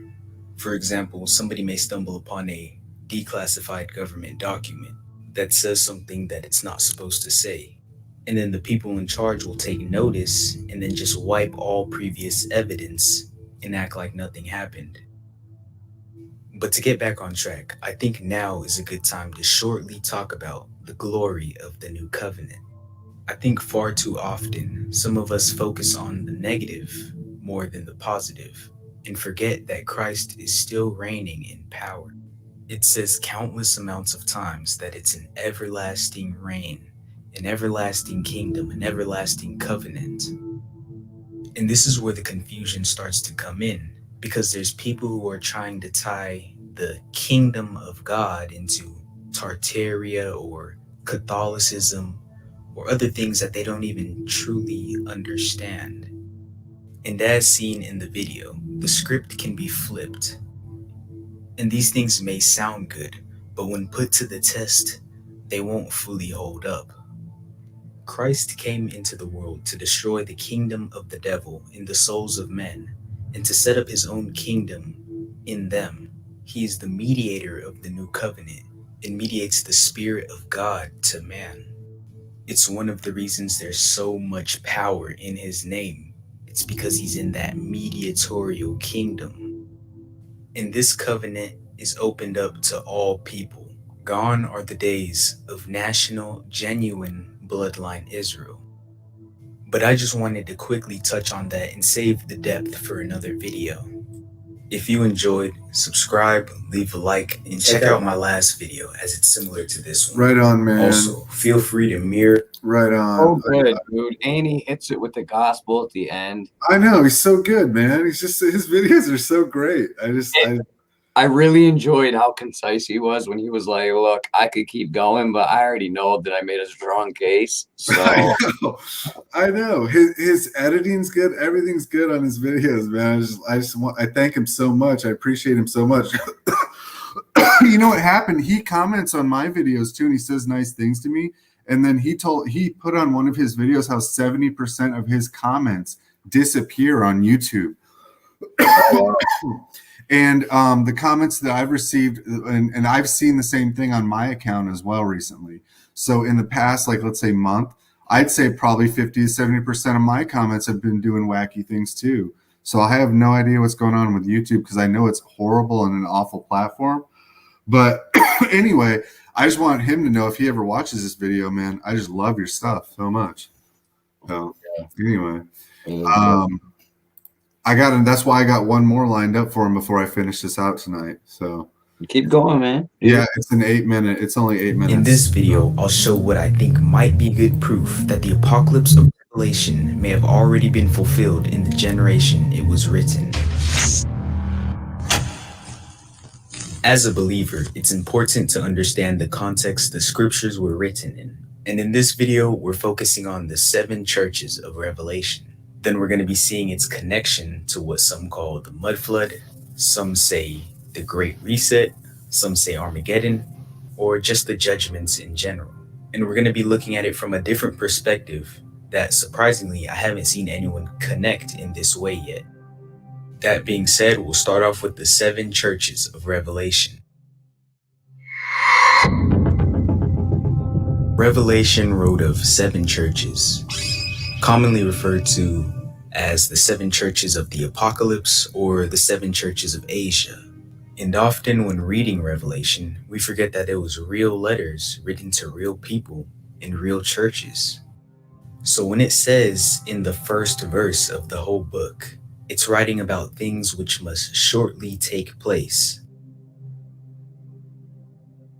Or better yet, in the 3rd verse, where it says, the time is near. Imagine reading this during the generation it was actually written. If most of the prophecy was near and was to shortly take place during that time, does that mean God delayed? Well, no, that's not possible, because this is what the Lord says. None of my words will be delayed any longer. Whatever I say will be fulfilled, declares the sovereign Lord. That being said, let's get back to the 7 churches of Asia in Revelation. They're said to have been located in modern-day Turkey. In speculating about it, that rang a significant bell in my mind.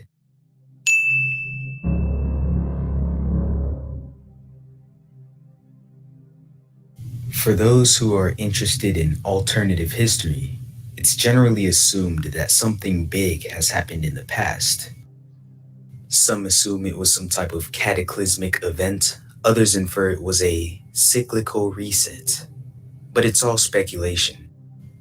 And the most prominent evidence of whatever happened happens to be found in Turkey and the surrounding areas.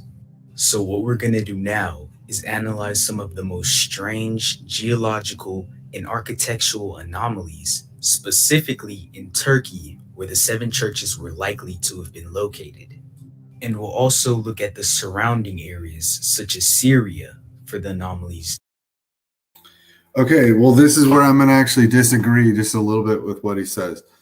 Okay, so he said that the 7 churches in Asia are in Turkey, which is, I believe, what they show nowadays. Okay, so nowadays you'll see that the 7 churches that are listed in the Bible that are supposedly in Asia are all known as places in Turkey. Okay, Philadelphia, all that. Laodicea. I am just going to disagree a little bit with Golden Age Past on this right here.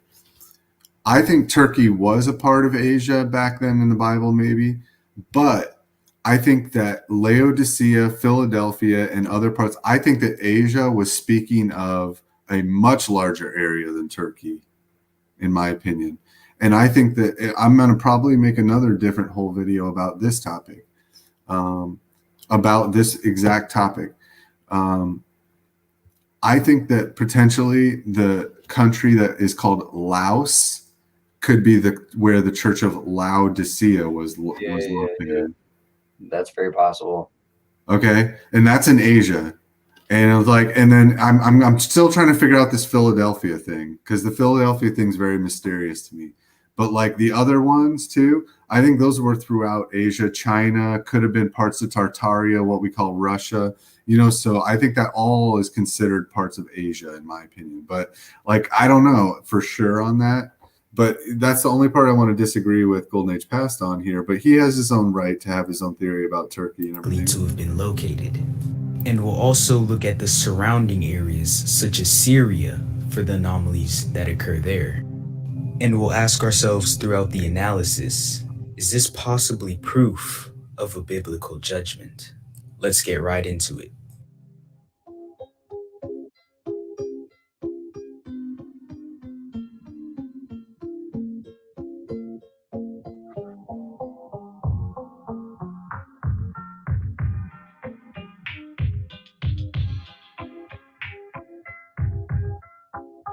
If I could focus on the things that you've done for me, if I could focus on the way that you love me, would I be alright?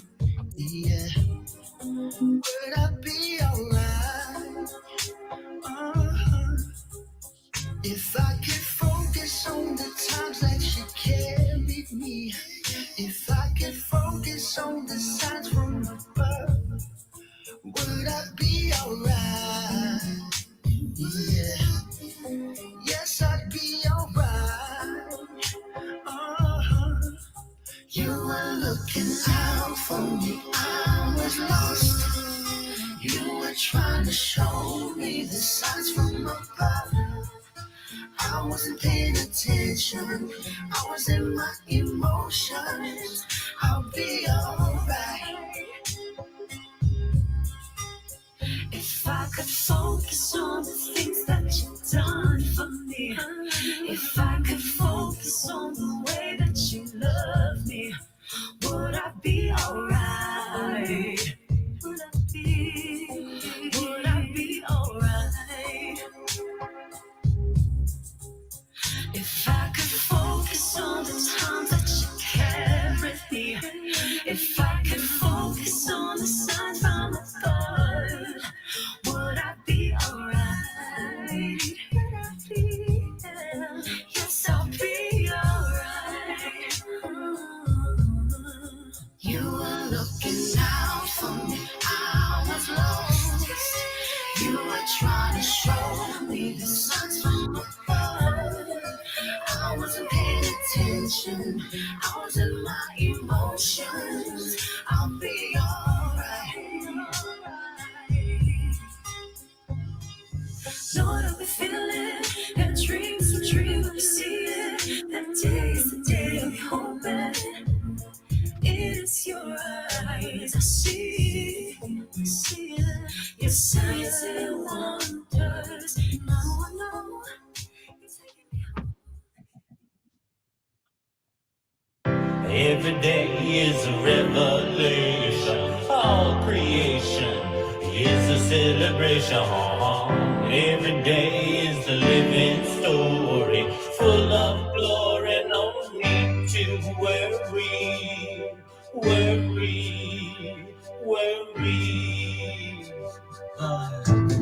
Tears from heaven fall like rain on those sin in vain. If only they knew what they do, well then surely they would repent. As it turned away, I thought I heard an angel say, if only they knew how good it was to love and to be loved by God. Then they would see what it meant to me to love and to be loved by God. Every day is a sweet sensation. All the nations jump in jubilation. Every day is a miracle, paid in full. Isn't it so wonderful so wonderful, so wonderful. But sorrow's song falls like stars on those who choose to.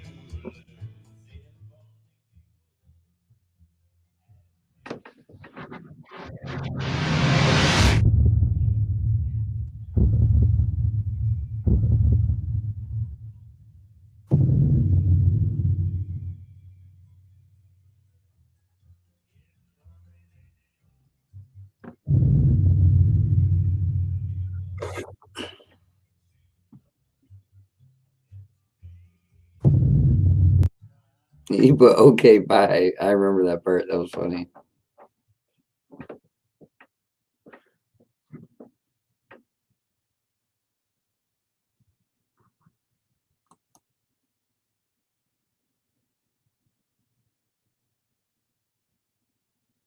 Can you hear me?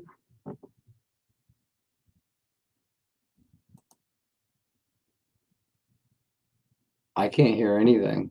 Can anyone out there hear me?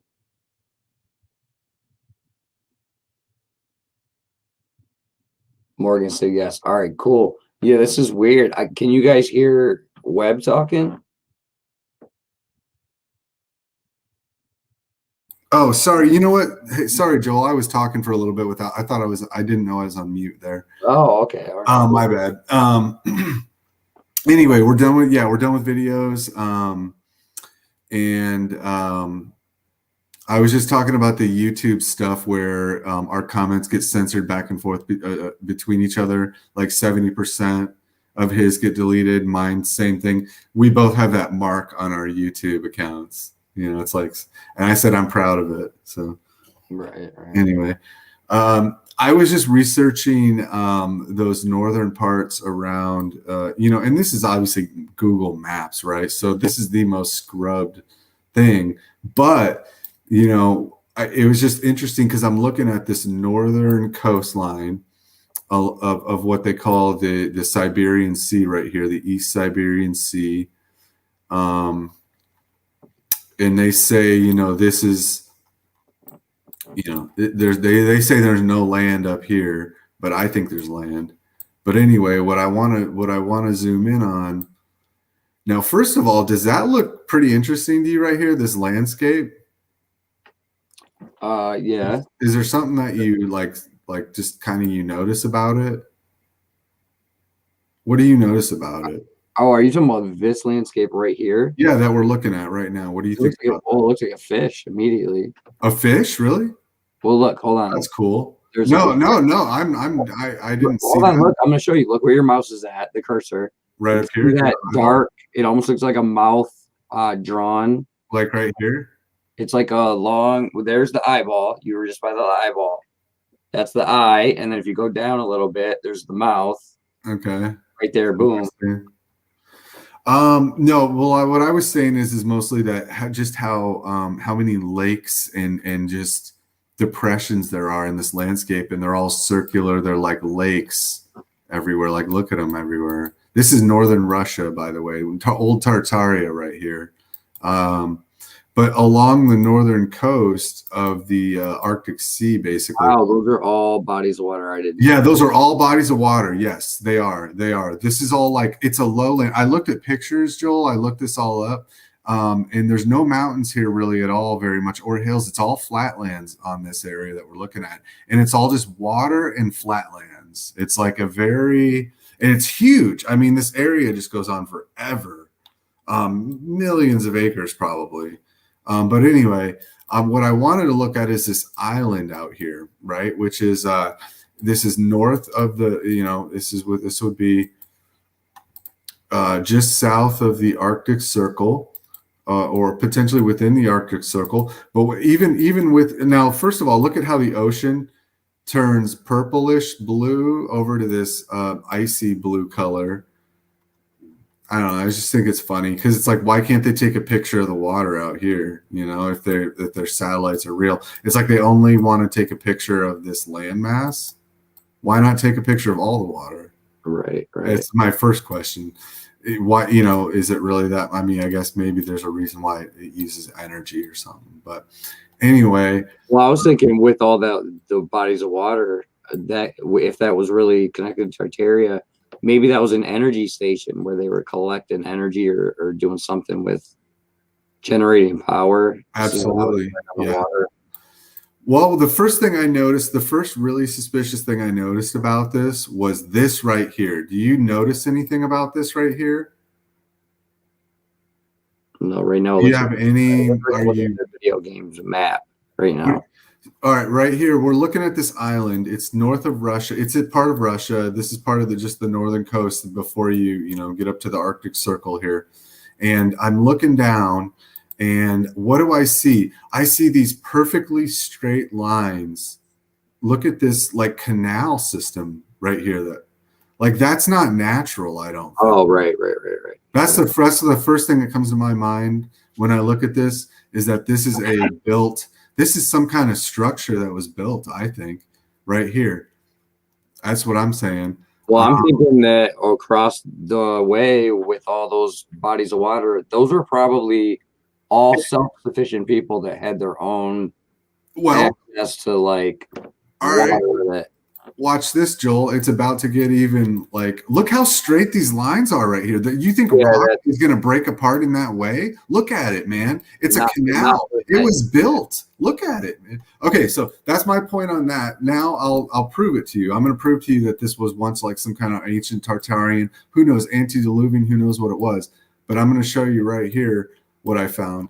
Look, and this is just on a scrubbed Google freaking source, but look at this triangle I found in the ice right here, or whatever it is, but it's just like a triangle underneath the ice. You see that? Oh yeah. Yep. There's a perfect that's like equilateral, it looks like to me. It almost looks like it was a pyramid that they like do you see the straight line of this right here, and then the straight line boom boom boom of that triangle? It looks like that could be a pyramid right there right now that they like look at that thing blocked out. Now, if you look at the measurements, 200 feet is approximately an inch on my screen right now. And so I'd say that's about 6-8 inches, 6 or 8. So yeah, probably over 1,000 feet, almost 2,000 feet right there on a side, each side. Wow. So that thing's huge, man.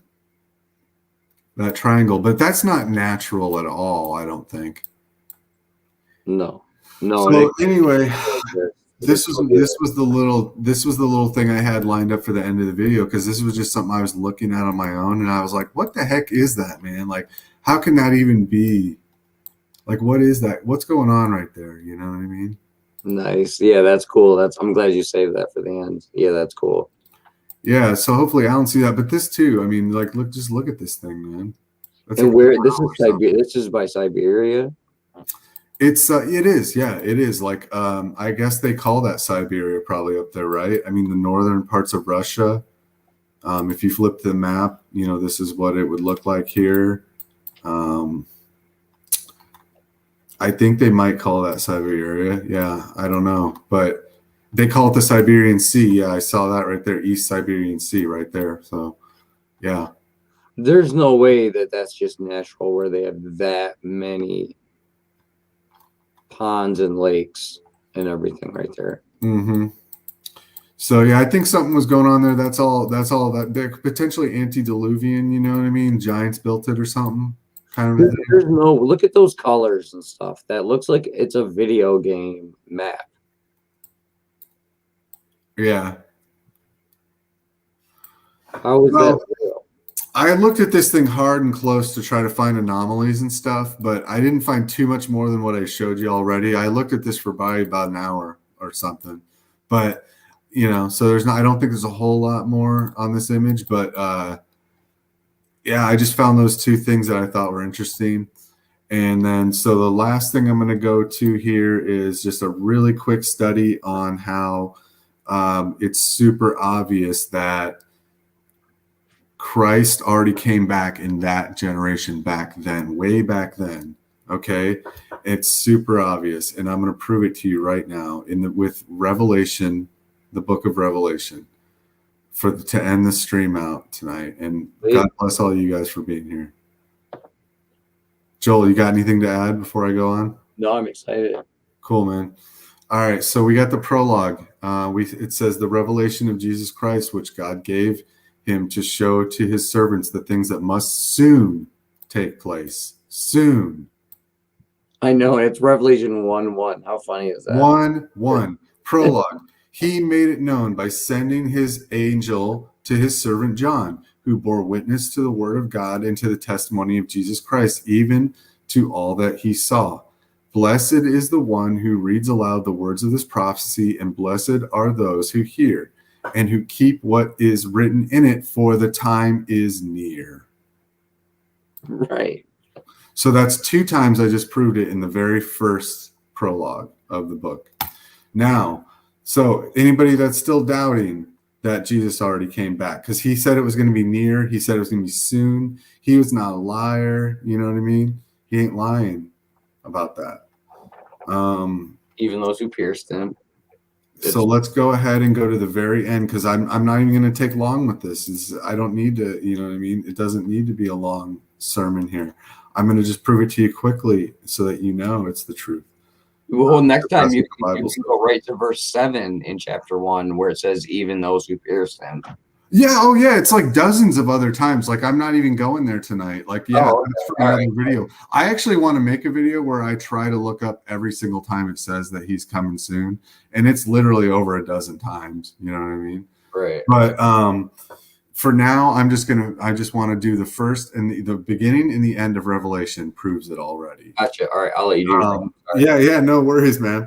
So it says, in here at the very end, it says, verse 18, I warn everyone who hears the word of the prophecy of this book, if anyone adds to them, God will add to him the plagues described in this book. And if anyone takes away from the words of the book of this prophecy, God will take away his share in the tree of life and in the holy city, which are described in this book. He who testifies to these things, surely I am coming soon. Amen. Come, Lord Jesus. Right. Yes. And it's talking about the people who hear it. The people. Yes, and this is written to those people back then, way back then. Yeah. So that's it. It's all she wrote, man. It's like it's a done deal. No pastor, no Dean Odell is going to be able to tell me this ain't the truth. Right. You know what I mean? Even though Dean Odell can sit there and talk tough about how he's such a big man and he knows about flat earth, which is great. And dude, I'm glad because he's saved and I believe he's saved through Jesus. You know what I mean? But it's like, dude, don't fucking diss. Oh, sorry. I didn't mean to cuss, man, but like, don't diss people that are like finding out the truth about just by reading the Bible and knowing what it says, you know? Has he done that? Yes, he has done that. He has ripped on preterism big time. He calls it, well, from his point of view, you know, of course, he sees it all as a big Catholic conspiracy scam. So that's his angle on it, you know, Yeah, is that which is ridiculous because if you read it, it's very plain as day. But he's made whole videos on it and he keeps trashing it over and over. And I've even reached out to him on his comments, just, you know, not a lot, but just commenting on his videos about it. And he never responds back or anything. How many subscribers does he have? Oh, he's got like a lot, like, you know, 20,000 or something at least. You know, a lot of ministers on YouTube will get many subscribers, like over 50,000 easily. Right. He's got at least 25,000, I think, or something, you know, and he's preaching down there in Alabama and he's doing a pretty good job, but it's like, he's still stuck in that pre-tribulation theology. And it's like, he's still, you know, going on that when it's like, he hasn't really read his Bible properly, in my opinion, and known about the truth of, because he knows about flat earth and he's written a whole book about flat earth. So it's like, how can you know about flat earth and not know about gold? Like, in my opinion, that the millennial reign's past at this point, because it's like, dude, just read just reread the Bible, please. It is. Because it's another veil. It's another veil that gets lifted. Zach, yeah, his name is Dean Odell. Dean Odell. Have you ever heard of him before?